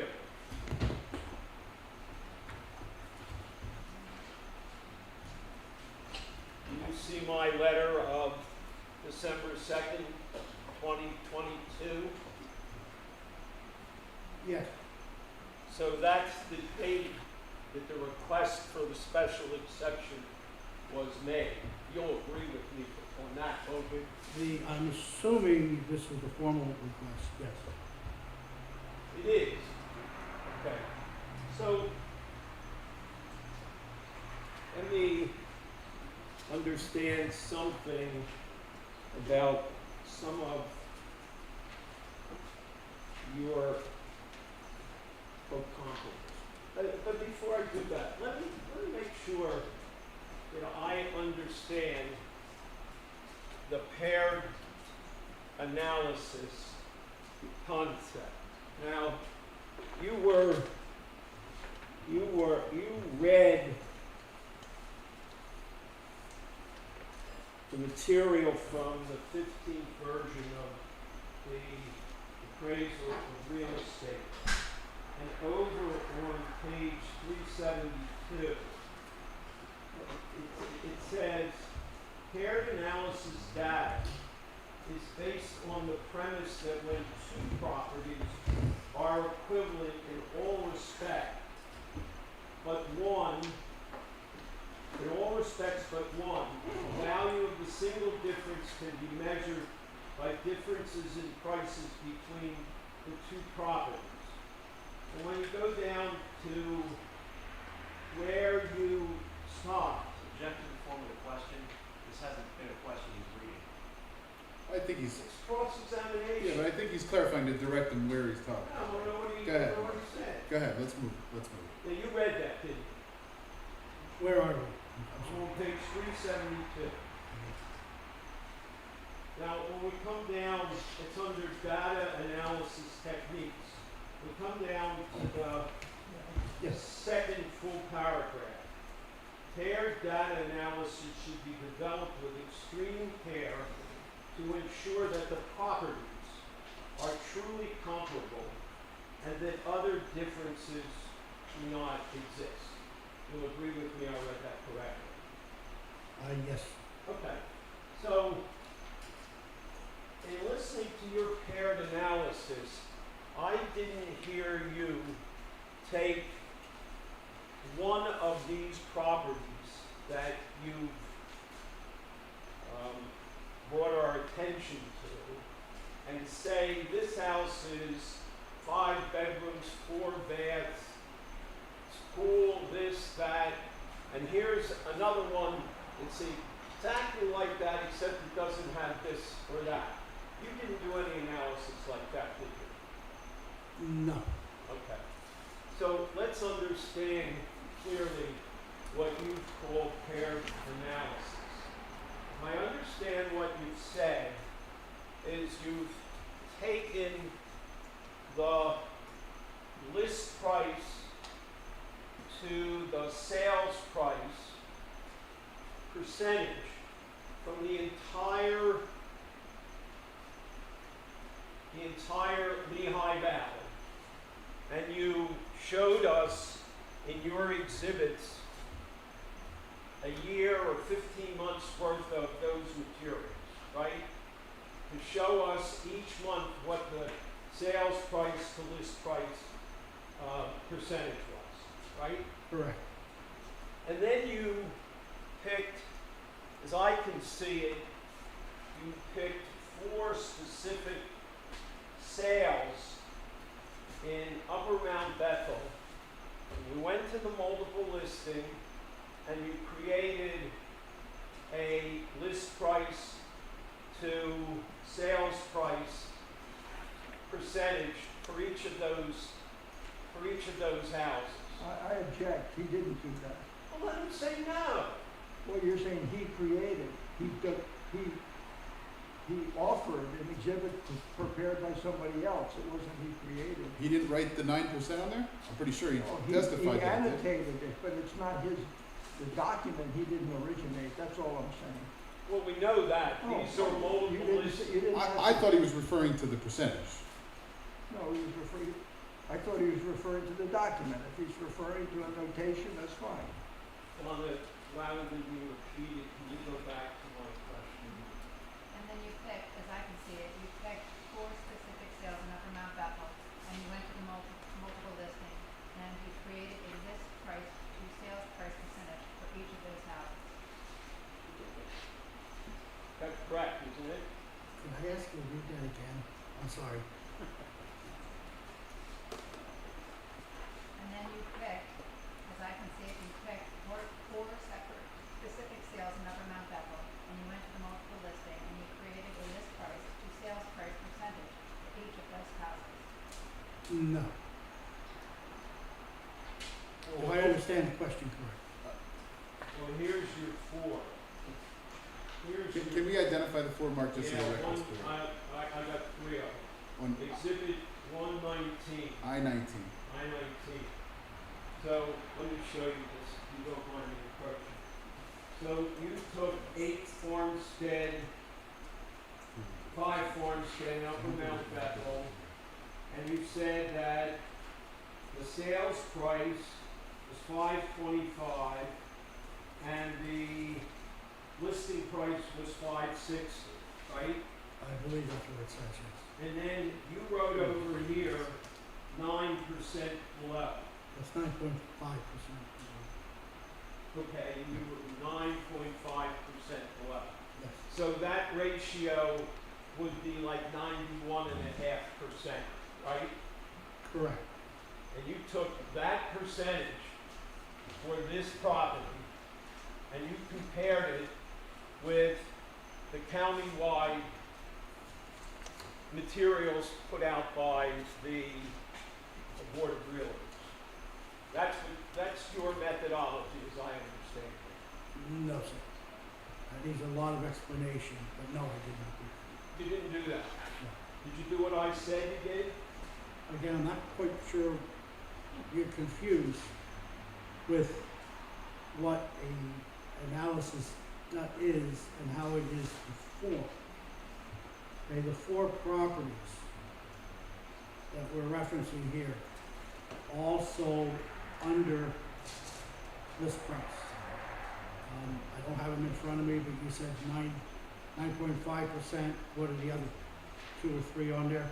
Yeah, the other was, you said, I think 14.2 and then 22%. I did not create those. Those were extracted from Upper Mount Bethel. What do you mean extracted from? They were taken They from were- these sheets, weren't they? When I use the term extracted, these were properties that sold in Upper Mount Bethel Township. Okay? I pulled those 4 because they fell within the drip field, proposed drip field area. I also looked at, No. I want to know how the number was created. Did you create the percentage? Did you calculate the percentage? the market created the percentage. Did you write it on the piece of paper? Did Yes. you write that on the piece? That's the question. Did you, Okay, did yes. you write 9.5%, 14.2%, and 22.6%? Yes. You did. Okay. That's the question. And from those 3 properties, and maybe a 4th one, you told this board that the sales within a mile of the drip field are X percentage less than the list, the sales price in the overall county, right? And yes, in the overall county, and yes, in the properties within Upper Mount Bethel Township. Okay. Now I'm not crazy. I understood. So I understood what you said at first. I'm not crazy because that's how I understood it as well. So that's not the paired property analysis that's described in the materials that you read, is it? It doesn't compare 2 specific properties, does it? Well, if you want to look at, take each individual property that sold for less than list price. That's one pair. If you take one where it was 14%, and I'm not quite sure what the numbers are, okay? If number 2 is 14%, I would compare that property to the overall list price to sale price ratio, okay? There are multiple pairings that occur in this study. I just want to make sure. Do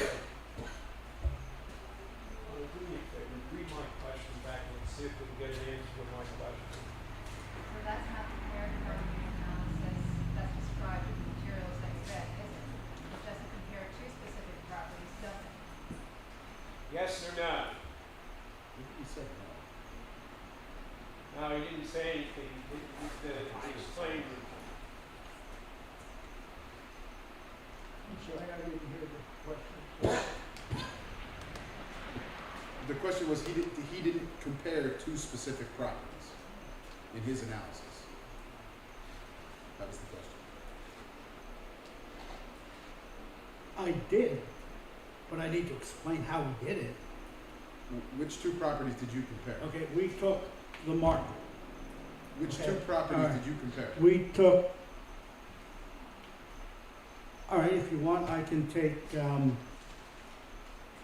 one of the 15 sales that sold at list price, and compare it to the one that's sold below this place. But you didn't do that. Yes, I did. Did I did every separate individual one? No, that's not how an analysis is done. But you did not compare. I think now, let's go to that first one.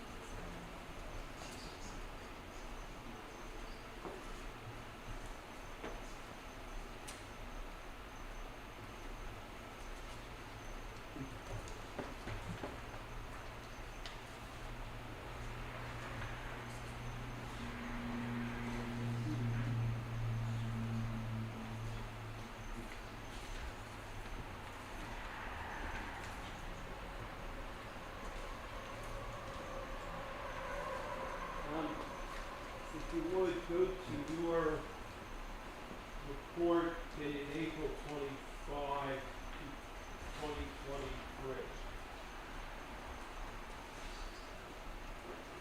You have that? It's I-16. Yes, sir. Okay.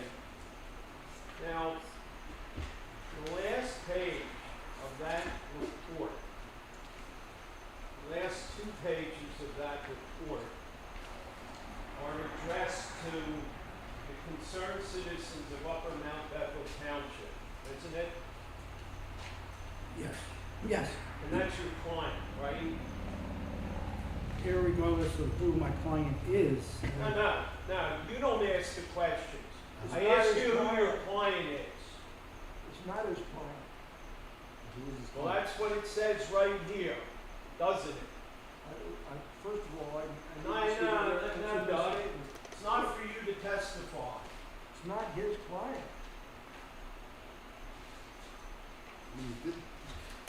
This is your report, isn't it? Yes. And you attached this printed form, didn't you? Yes.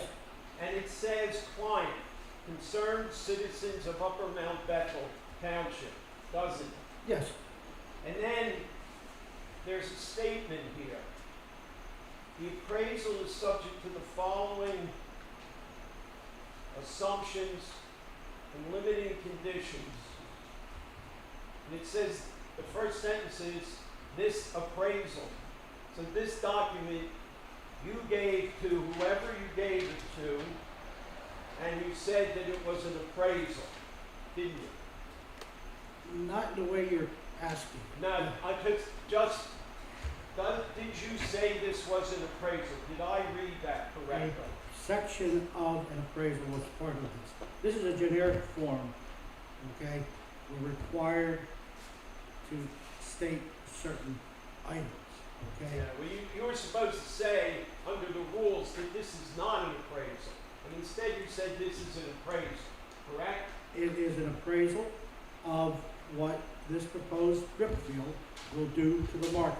So in that sense, I did perform an appraisal.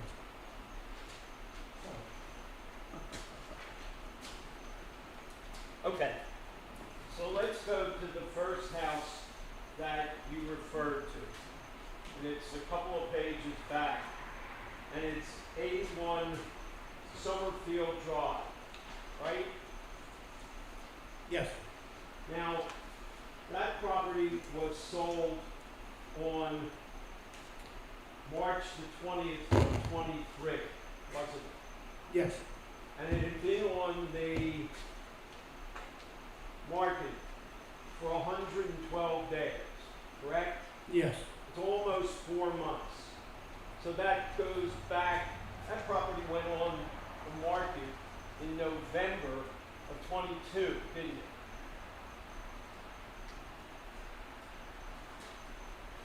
Yes, And that's before the request for the special exception was made, wasn't it? I would say it did, but there's clarification needed. But what? I would have to clarify that. But I just asked you a simple question. It went on the market prior to the announcement of the request for the special exception. We can agree on that, can't The we? original. Can we agree on that? Yes or no? Yes, with clarification. All right, let's go on to the other three that you have here. The first one, I don't get this at all. You're talking about I-19? I am. Okay. So the first one is 5 Farmstead in Upper Mount Bethel. Do you see it? Your Exhibit 19.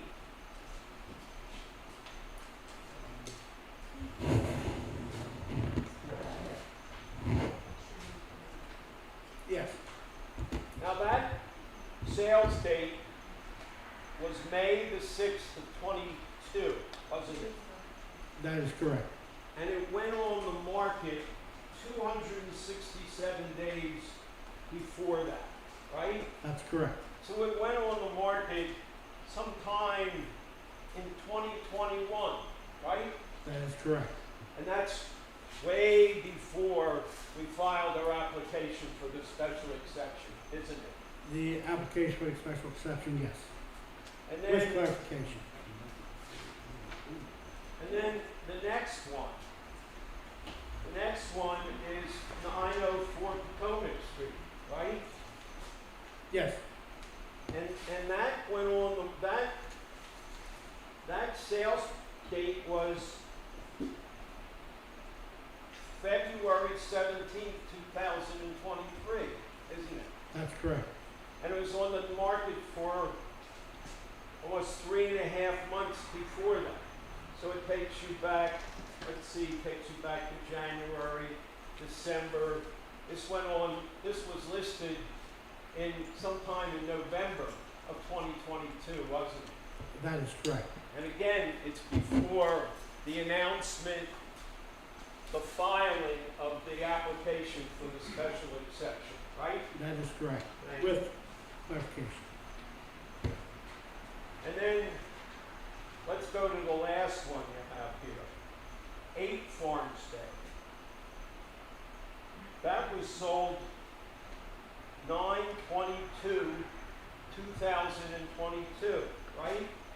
That is correct. And it was on the market for almost 3 months before that. Takes you back to June or July 2022, right? That's correct.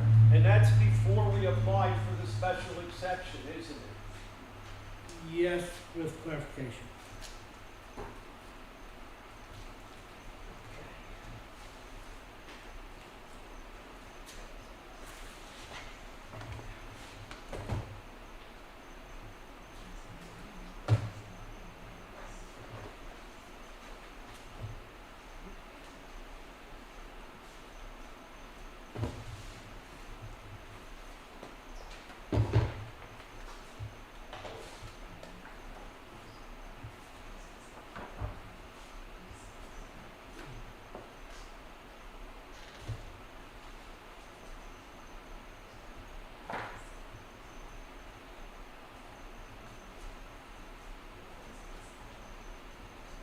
I'm sorry, Donna, what am I up to?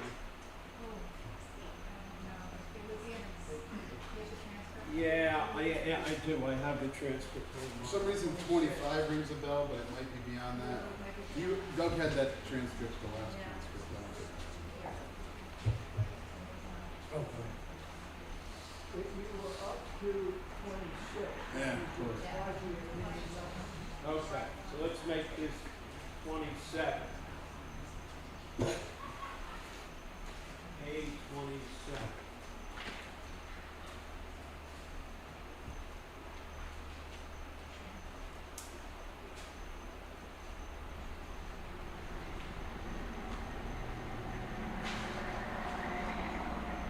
I don't know what I have about this. Is just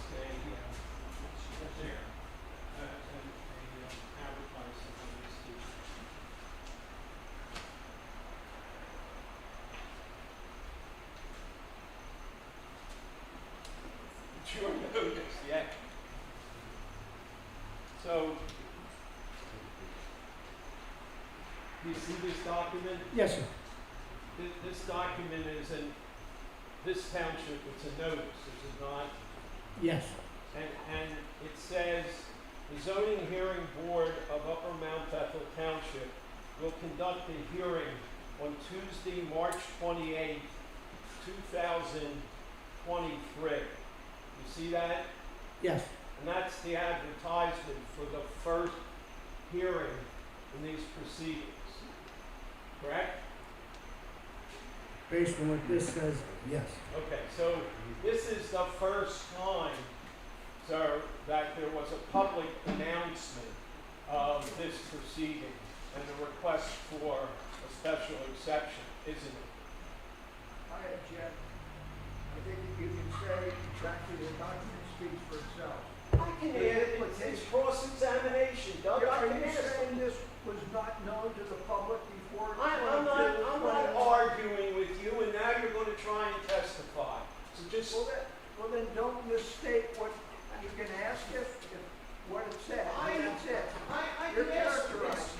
it's cross-examination. You're not allowed to characterize. I am allowed to No, characterize you're it. not. All I right, am. I'm gonna overrule it. Go ahead. John, I'm sorry. So this is the first time, sir, that there was a public announcement of this proceeding of a request for a special exception, isn't it? To the best of my knowledge, with a special exception, yes. Thank you. With clarification. Pardon me? With clarification.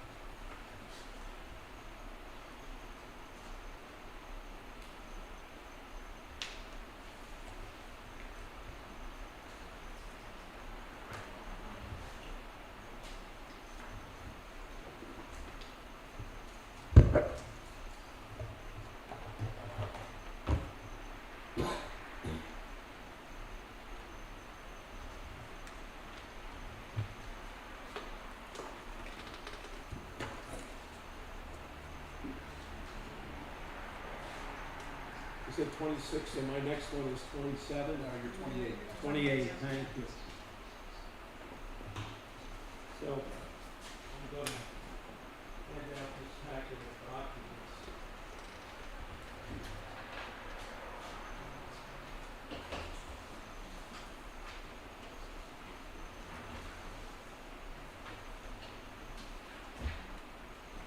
And Don, just so you're clear then, when you get ready, A27 was the original notice from the Upper Mount Bethel zoning officer identifying the hearing date for March 28, 2023. And then A28 appears to be MLS listings. It's one, five-page document, six-page document. Yeah. I'd like you to look through these MLS listings. You recognize each of these as a listing from the multiple listing service, don't you? I'm gonna say, I'm not 100% sure, but I would appear to be, yes. Yeah, appears. And there's 12, I believe there's 12 listings here. And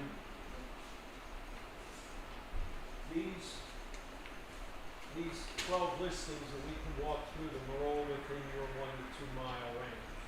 Can we walk through them? You know this area. The first one is 1987 Delaware Drive. That's within the 1 to 2 miles that you've talked about, is it not? Again, I would have to do research on these. Well, you said how much you know the property. You're the asking me area. about a specific property You're asking me the terms of the transaction. No, I'm not. I'm I asking. can tell you, as I stated earlier, He does not know the street names of It's any- not for you to be testifying. Do you know whether 1987 Delaware Drive is within your 2-mile range?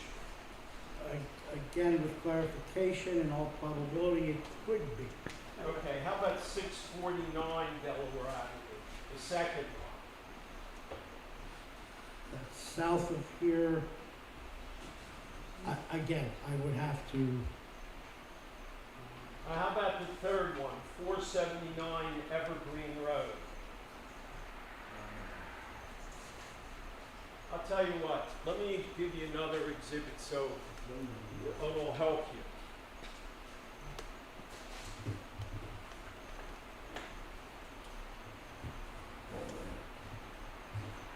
So this is 29.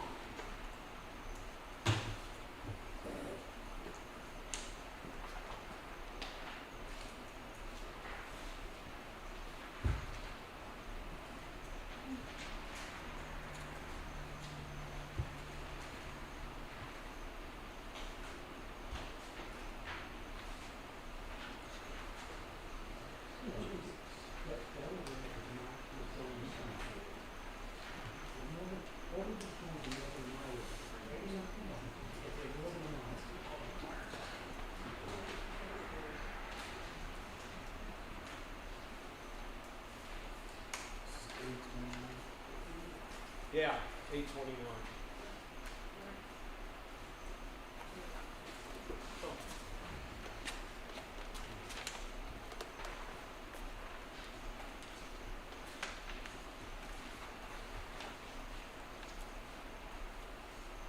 So do you see this map that I prepared? 829? yes, And it says that this is an area, 2-mile radius of the drip field. Do you see that? it says that, yes. Okay. And if you look through this, you will see that we've identified all 12 of the properties that we found in the multiple listing service. Objection, that's not a question, it's a statement. It's testimony. Okay. You want to put on a witness to show who prepared the maps and locate every property on it. Well, Yeah. I can do that. I did this to help Mr. Scully identify all those 12 and their location. And if you don't want to use that, you know, that's your choice. So why don't you go through all 12 of these addresses and tell me whether or not they're within your 1 to 2 mile radius. We did property 1. I'm at this point not able to respond to your question. I did not prepare this work. I can't state it is or it's not accurate. And furthermore, if you would have presented this to me, so I would have ample time to review it, I could better answer your questions. So you're refusing to take all of that knowledge that you have about the area that you've told us at least 10 or 12 times, and you're not willing to look at the 12 properties that we found in the multiple listing, and you're not willing to say whether or not they're within your 1 to 2 mile range, are you? Sir, to the best of my knowledge, you are not a licensed appraiser. And when you say we, who is we? Me and my staff. And are any of them? Objection, testimony. Hang on. I certainly don't think anyone has to be a licensed appraiser to determine whether or not an address is within a 2 mile radius of a particular project. So I guess the question is, if you don't know the answer to the question, I think the answer is you don't know. for each I of these don't properties. know. I can't confirm. Okay. I mean, whether they're within 2 miles or not is a fact that is not in dispute, I don't think. I don't think anybody can dispute that. Whether they are or they're not. I don't know if they are, but if they're in a 2 mile radius that he testified would be the impact zone, that's not something that is either up for debate, is it? Shouldn't be. I mean, his testimony was that there was a 2 mile radius that he described around this property that would be affected, right? Again, I would want to review this. I want to see the terms of the transaction. I'm not going to agree or disagree to someone's work. If you're asking me to review this, I can, but I am not at this point able to respond. He is very good at twisting things. Okay, I'm sorry, I don't trust him as far as I can spit. You don't want to trust what? It's 1987. The address is either within 2 miles or it's I would not. want And if you to, don't I know would the want answer, to you don't verify know. that myself. I don't understand what the, okay. All right, well, to make things easy, I prepared another exhibit. Third.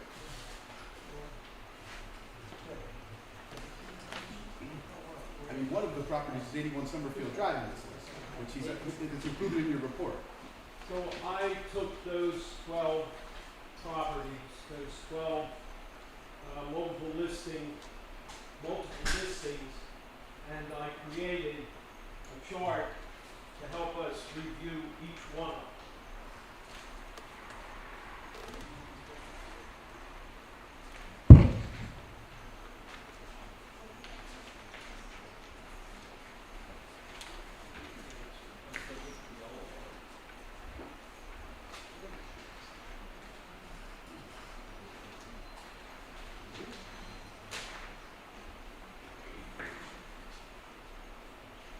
This is the 28, 30?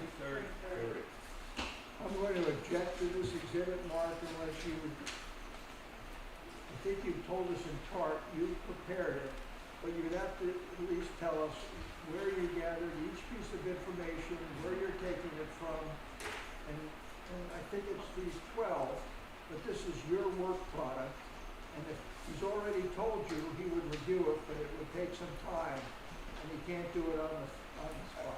I took Doug, just to clarify, you're objecting to documents being introduced tonight? Yeah. Okay. No, I'm just saying. Oh, okay, it's gotta be- okay. I Okay, was I just want this to be consistent. I was introduced. I want this to be document, consistent. yes. May I spit, may I make an Yes, yes, please. I object to no foundation having been laid. No foundation of I what? described. I understand how it happened. So I've introduced multiple listings from obviously, Chad, obviously the multiple listing is a business record. And I introduced it, the materials are all there. In order to make this easier, I extracted certain information from each one of those multiple listings so that we could look at, the information in a coherent way. May I? Go ahead, go ahead. I'm sorry, I have to. I object because he is not yet, he's stating what he has done. He would have to testify to authenticate the document itself. Well, I think, hang on. Well, I think the first question, this is just me, because I think he can lay foundation with this witness. He, Right? I'm not, I'm not. Okay. What I try to do, So, Please no, understand. then I think do it that way, Mark, and I think that solves the thing. And if he can't answer, I think you have to establish. well, I asked him if he recognized it, if he recognizes it as the multiple listing of 12 properties, and I think he said he thinks so, but he would have to double check it. So, Well, I guess the first, I mean, he did prepare an update on June 6th to his report. So I guess the first question that I guess I would have is that when you conducted your update to your report on June 6, 2024, did you factor into any sales within your territory from, I think the last one you gave us was the Summerfield Drive one? well, Right. what I have done here, and what you have in those 12 properties, and we go through each one of them, is the sales start in October of 2021, and they run through January of 2024, and from that material, we extracted the same thing that Mr. Strolley did. Okay. I have not yet seen that exhibit, so I can't authenticate. Oh, I'm sorry. That's, Okay. please understand, I'm not doing this to be difficult. I haven't seen it, so I don't know what it's referencing. Because here's my issue, is certainly think there's a foundation to introducing this, because at least one of the records is 81 Summerfield Drive that's included in here, which clearly he relied on in this report. So I don't think there's any issue with that. What's that? I didn't see it. Oh, okay, sorry. I do. You're not testing. Yeah, please. So, I mean, Mark, I guess, just to make sure the record's clear, I would go through each property and ask him whether or not he saw this listing or this sale, and then go through that. Well, if you want, that was not my point. My point was the information that is extracted. We do not think, he didn't get most of these, because he hasn't, in his. But that's, I mean, this is testimony. This is, and I'm sorry, Mr. Kaplan, I'm not trying to be obnoxious to you. Well, it's not testimony. But what you're saying is testimony. Okay. So we have the 12 properties. If you're gonna make me do it that way, then we'll do it that way.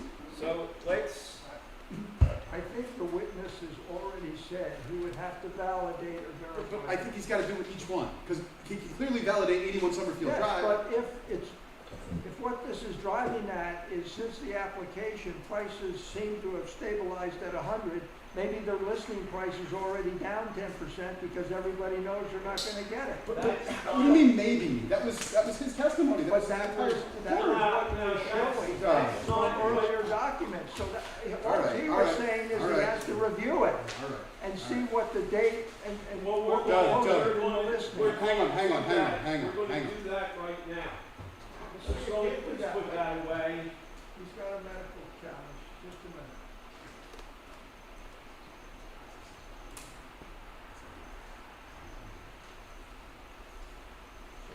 That's it.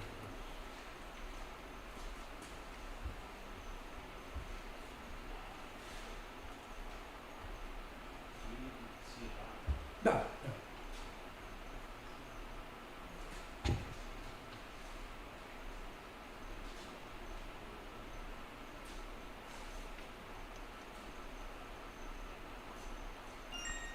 Sorry, I'm diabetic. So insulin Go pump. ahead, as much as, Yeah. whatever you have to do, I'm sorry, I didn't realize that's what you were doing. So, the first property number 1 is 1987 Delaware Drive, is it not? The address is. And it says that the date of the sale, is April 17th, 2024, isn't it? Yes, And the house sold for, the sales price was $565,000, wasn't it? I would have to confirm. And how are you gonna confirm it? This is the multiple listing. Isn't that where you would confirm it? No, sir, I would not. Where would you confirm it? Northampton County Public Records. Your entire report is based on the MLS listings, right? But again, what is in the report was based on me going to ncpub.org. But your percentages are based on calculations you made with the Right, MLS listing. I confirmed the sale price is correct. That's in the first time MLS. you're testifying to that. Okay, now we got that. Okay, this document says that the listing price was practically the same, wasn't it? That in 2024, this house sold for its listing price. Based on this data, yes. Okay. The second one is 649 South Delaware Drive, and that sale price was also in 2024. And that sales price, that sales price was much higher than the listing price, wasn't it? According to this data, yes. It's 105% of the listing price, isn't it? Yes. And let's go to number 3. Number 3 is 479 Evergreen Road. And that was sold August of last year, 2023, right? Yes. And the list price was $535, and it sold it over that. It sold at 550, didn't it? Based on this information, yes, And that's 103% of the listing price, isn't it? that's correct. And the fourth one is the 88 Lenape Trail, and that sale occurred on August 10th, 2023, didn't it? That it did, it's in a planned unit development. And that price, the listing price was 380 and it sold for 385, didn't it? According to the data you gave me, yes. Huh? Now number five is 395 Sunrise Boulevard, and that sold in July of last year, did it not? Yes, And it sold for the asking price, didn't it? yes, And then if we go down to 120, number 6, 120 Pine Tree Lane. And that was sold in June of 2023, wasn't it? yes, And it was sold, had a listing price of $294,000, didn't it? that's correct. And it sold for $353,000, didn't it? That's correct. 120% of the list price, right? If you do the math, yes. Thank you. Now number 7 is 910 Potomac Street. This sold May 5 of 2023, right? Yes, Potomac Street is right across the street from the annual farm, isn't it? I'm familiar with this property, yes. And this property, the list price was $499, wasn't it? That is correct. And it sold for $520, didn't it? Yes, but I'd like to clarify that one. And that's 104% of the list price, isn't it? Assuming your math is correct, yes. All right. He has to clarify it.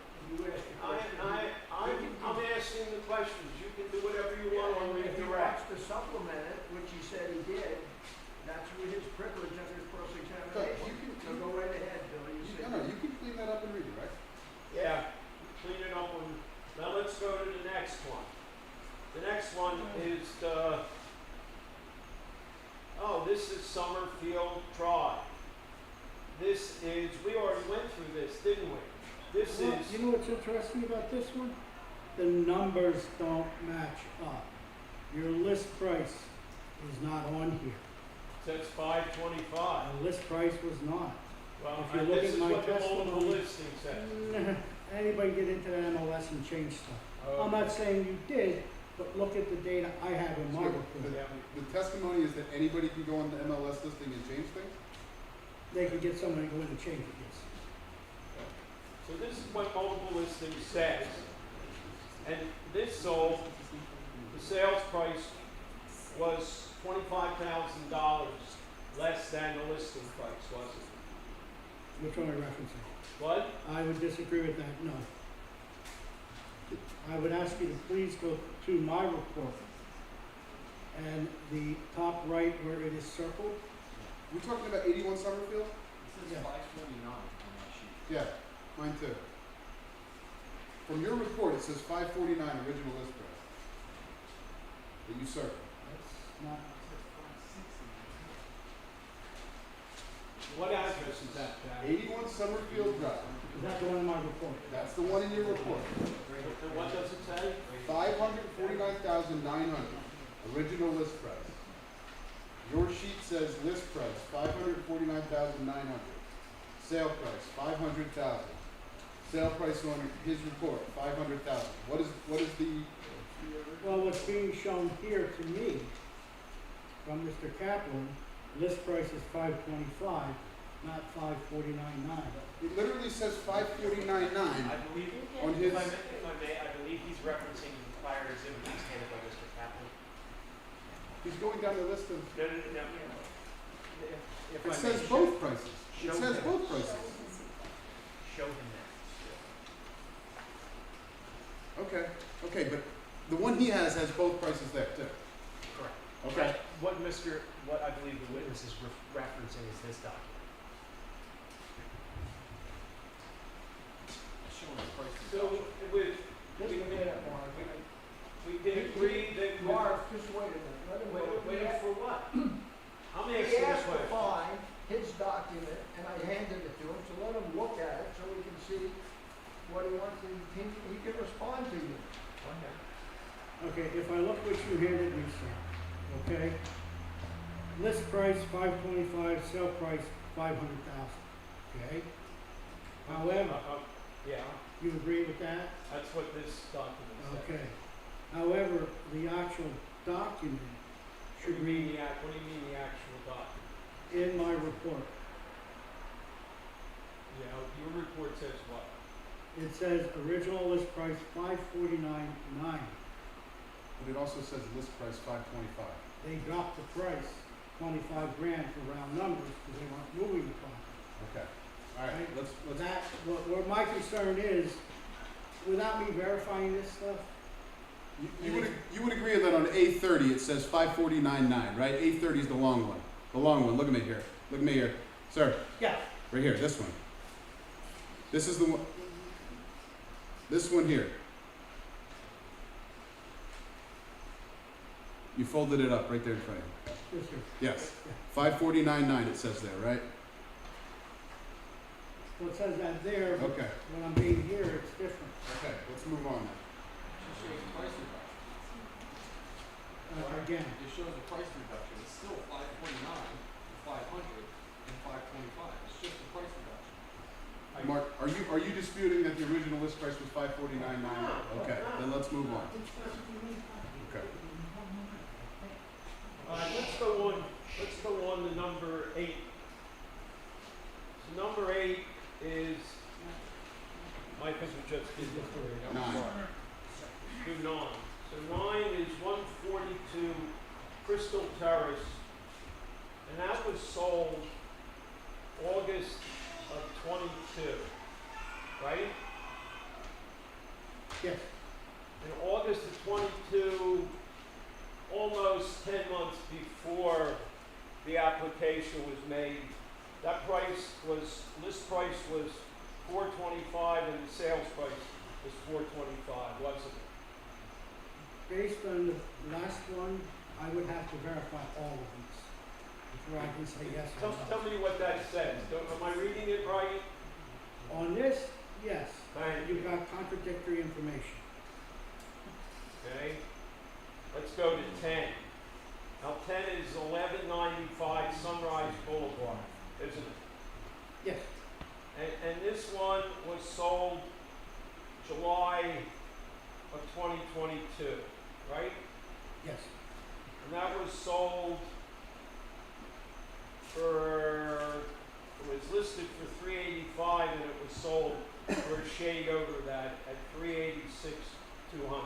That's what this multiple listing says, doesn't it? what's in front of me, yes. And then number 11, going a little farther back, June of 2022, 632 Orchard Street. Now that was listed at 289.9, right? Right. It says it was sold for 358, substantially over Right, the list price, right? based on this data, yes. Yeah, based on this data, correct. Now let's do the last one. This goes back even further, 11/31/21, 46 Highland Court. And back then, that sold for its asking price of $450, didn't it? According to this sheet, yes. Okay.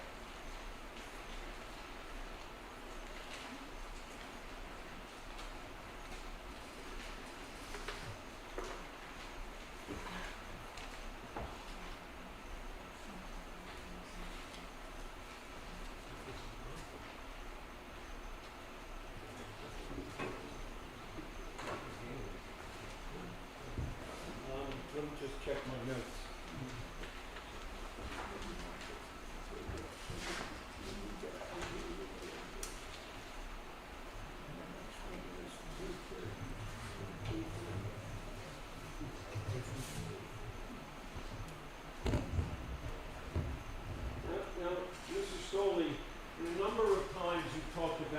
the plume area, right?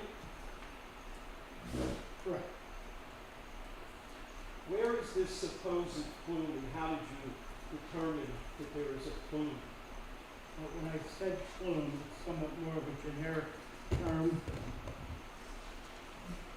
And For I what? testified that the affected area is a 1 to 2 mile radius, but it's not a 1 to 2 mile radius. However, it could be half a mile this way, mile and a half that way. You have to look at each of the areas and what type of homes are in there, Isn't and that a professional expression, judgment.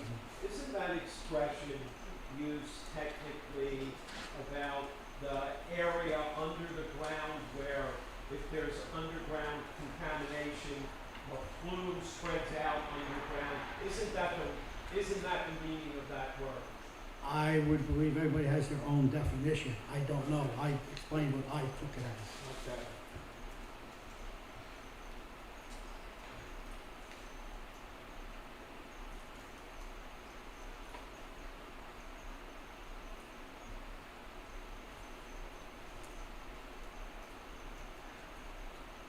I have no further question. You okay to stop there? All right. What's that? Oh, I'm sorry.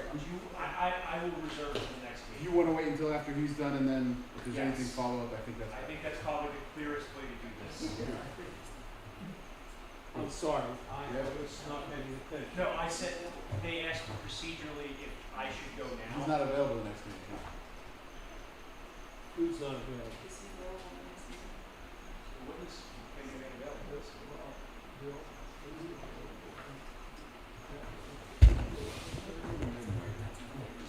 Leaving on vacation? Yeah, I thought that's why we had to do him tonight too. Well, let's get them done. No. Unless you want to schedule another meeting, yeah, I have to do it now. Well, he's done. And I, We need time to examine this. He said that as a witness. He had to look at these things before I can question him. Amazing. It is amazing.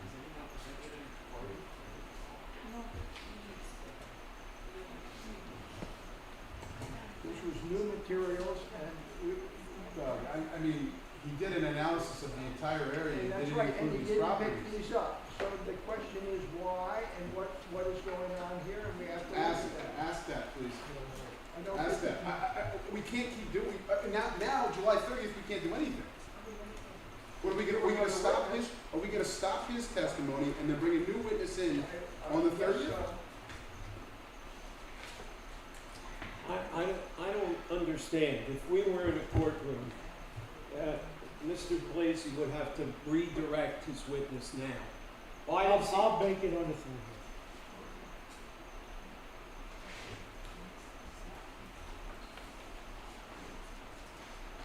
I think that's what we should do. First of all, it's not 10 o'clock. He ought to start his redirect. Can we get through something? let me go. Okay, go ahead. Do you care if we take a slightly and let me go? Yeah, now? no, I do care. Well, no, I think he technically, I mean, Technically, I'm on. he's a party. Technically, I'm on. You're right. Technically, I'm on cross. You're right. So I have a right to go You're now. right. I'm sorry. I agree. I agree. Mr. Stoller, Yes.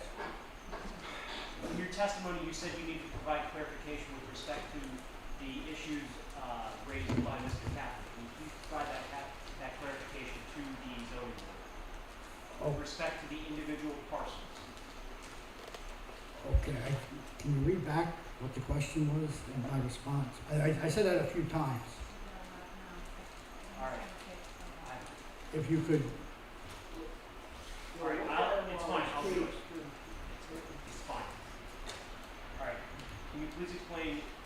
Let's start with what you've marked as 830. All right. Let's do it that way. All right. That would be this big list provided by Mr. Kaplan.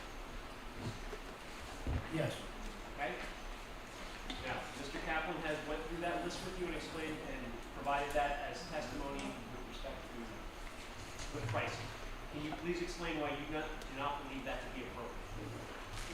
there's 115 properties that sold in Upper Mount Bethel based on the time frame that he used, but he only used 12. So you knew about these properties or you don't know about these properties? I quick ran the properties sold in Upper Mount Bethel between 250 and 650.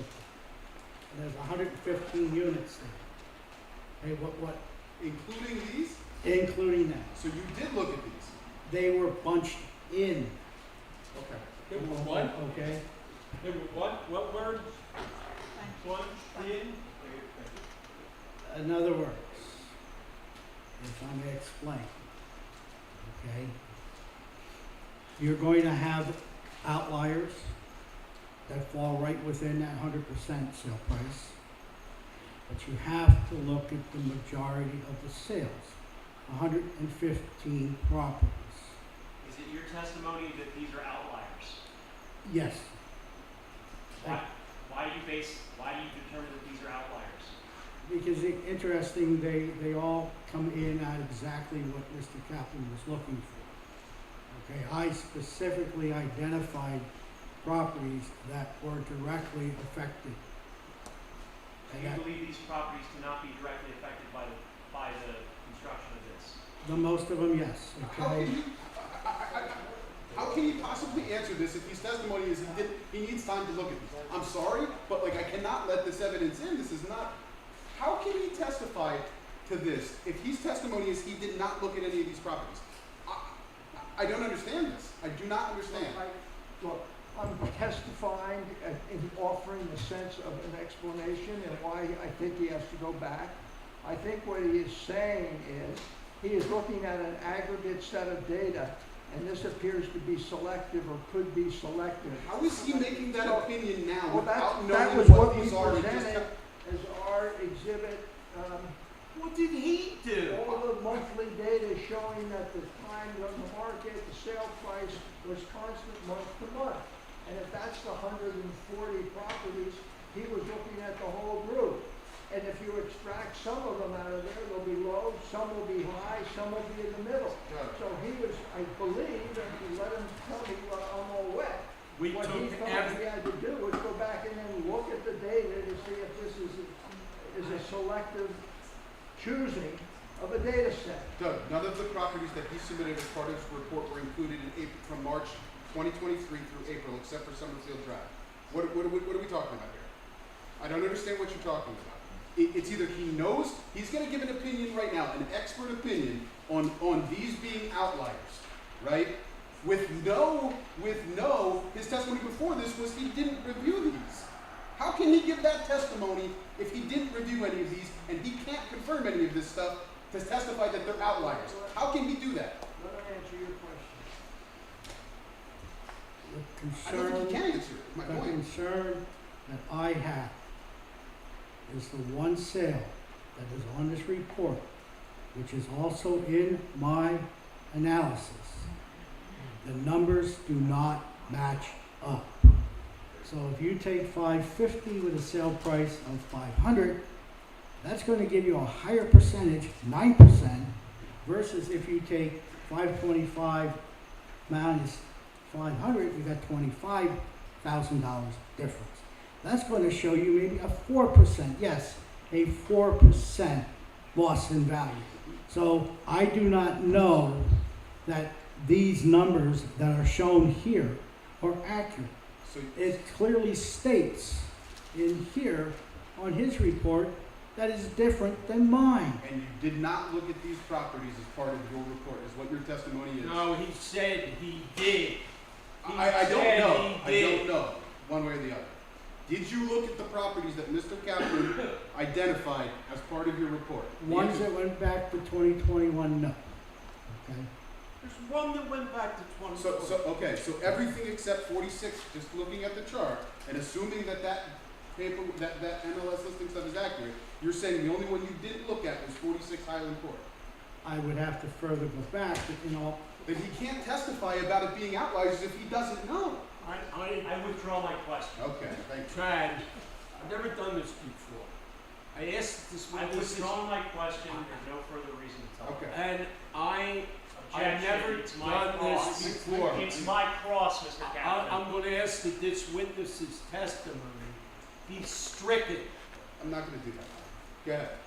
I was gonna say, it is 10 o'clock, he is available on the 30th, so we wanna wait till then. I don't think we have any choice. Yeah, I don't think we do either. I just, and my issue here is that we still don't, I mean, we have two other witnesses, right, experts, right? We still don't have their reports, despite the last 3 meetings being something completely different than what they were anticipated to testify about, right? I'm sorry. Their testimony has nothing to do with the real estate Correct. values, right? And- So for and the I last expect 2.5 meetings, One report at least, if not tomorrow, probably very early next week. and I want to note that this application was submitted March of 2023, and there's no reports yet from Mr. Cole or, what's the other gentleman's name? Elliot, and Okay. that'll be within a day or two of summer. I don't know how, I might as well get this out there for everybody. I don't understand how Charles Cole can be called as an expert witness. Put it in writing. He's in litigation with us. He took an appeal from our approvals. A witness, an expert witness has got to be independent. I don't know anything about that. If you have some sort of objection, please put it in writing. It's the best way to preserve yourself. All right. Thank you. Anything else? I will reserve the rest of the cross. for the next Okay, day. either you or if you're coming or, It'll probably be Adrian. Okay. and it will be July 30th. This is the notice to everybody, just like we do. It'll be July 30th, 7 o'clock at the firehouse. Okay, this is the notice. Doug, what else were you gonna say? Sorry, I didn't mean to cut you off. No, July 30th, 7 PM Firehouse. That's it. And I will probably also plan to bring Mr. Elliott, but have his report within a day or two to you. So you'll have 2.5 weeks forecast. Okay. Just remind me, Doug, what is Mr. Elliott's profession? He's I think you have it, he's a soil scientist and environmental engineer, retired professor emeritus from Penn State in environmental and soil science. I may have misstated that slightly, Mark, but that's a specialty. Soil scientist. So he's going to talk about soils. I want to know what witness, which one of my witnesses I should Yeah, have here. he is primary soils Okay. What about and Mr. Cole? treatment systems, because he's run the Penn State, a lot of the Penn State systems. So we'll be talking about essentially single batch reactors, soils, and So he's a soil scientist Yeah. and he's also a design engineer. correct. I have to bring both Fred and Joe.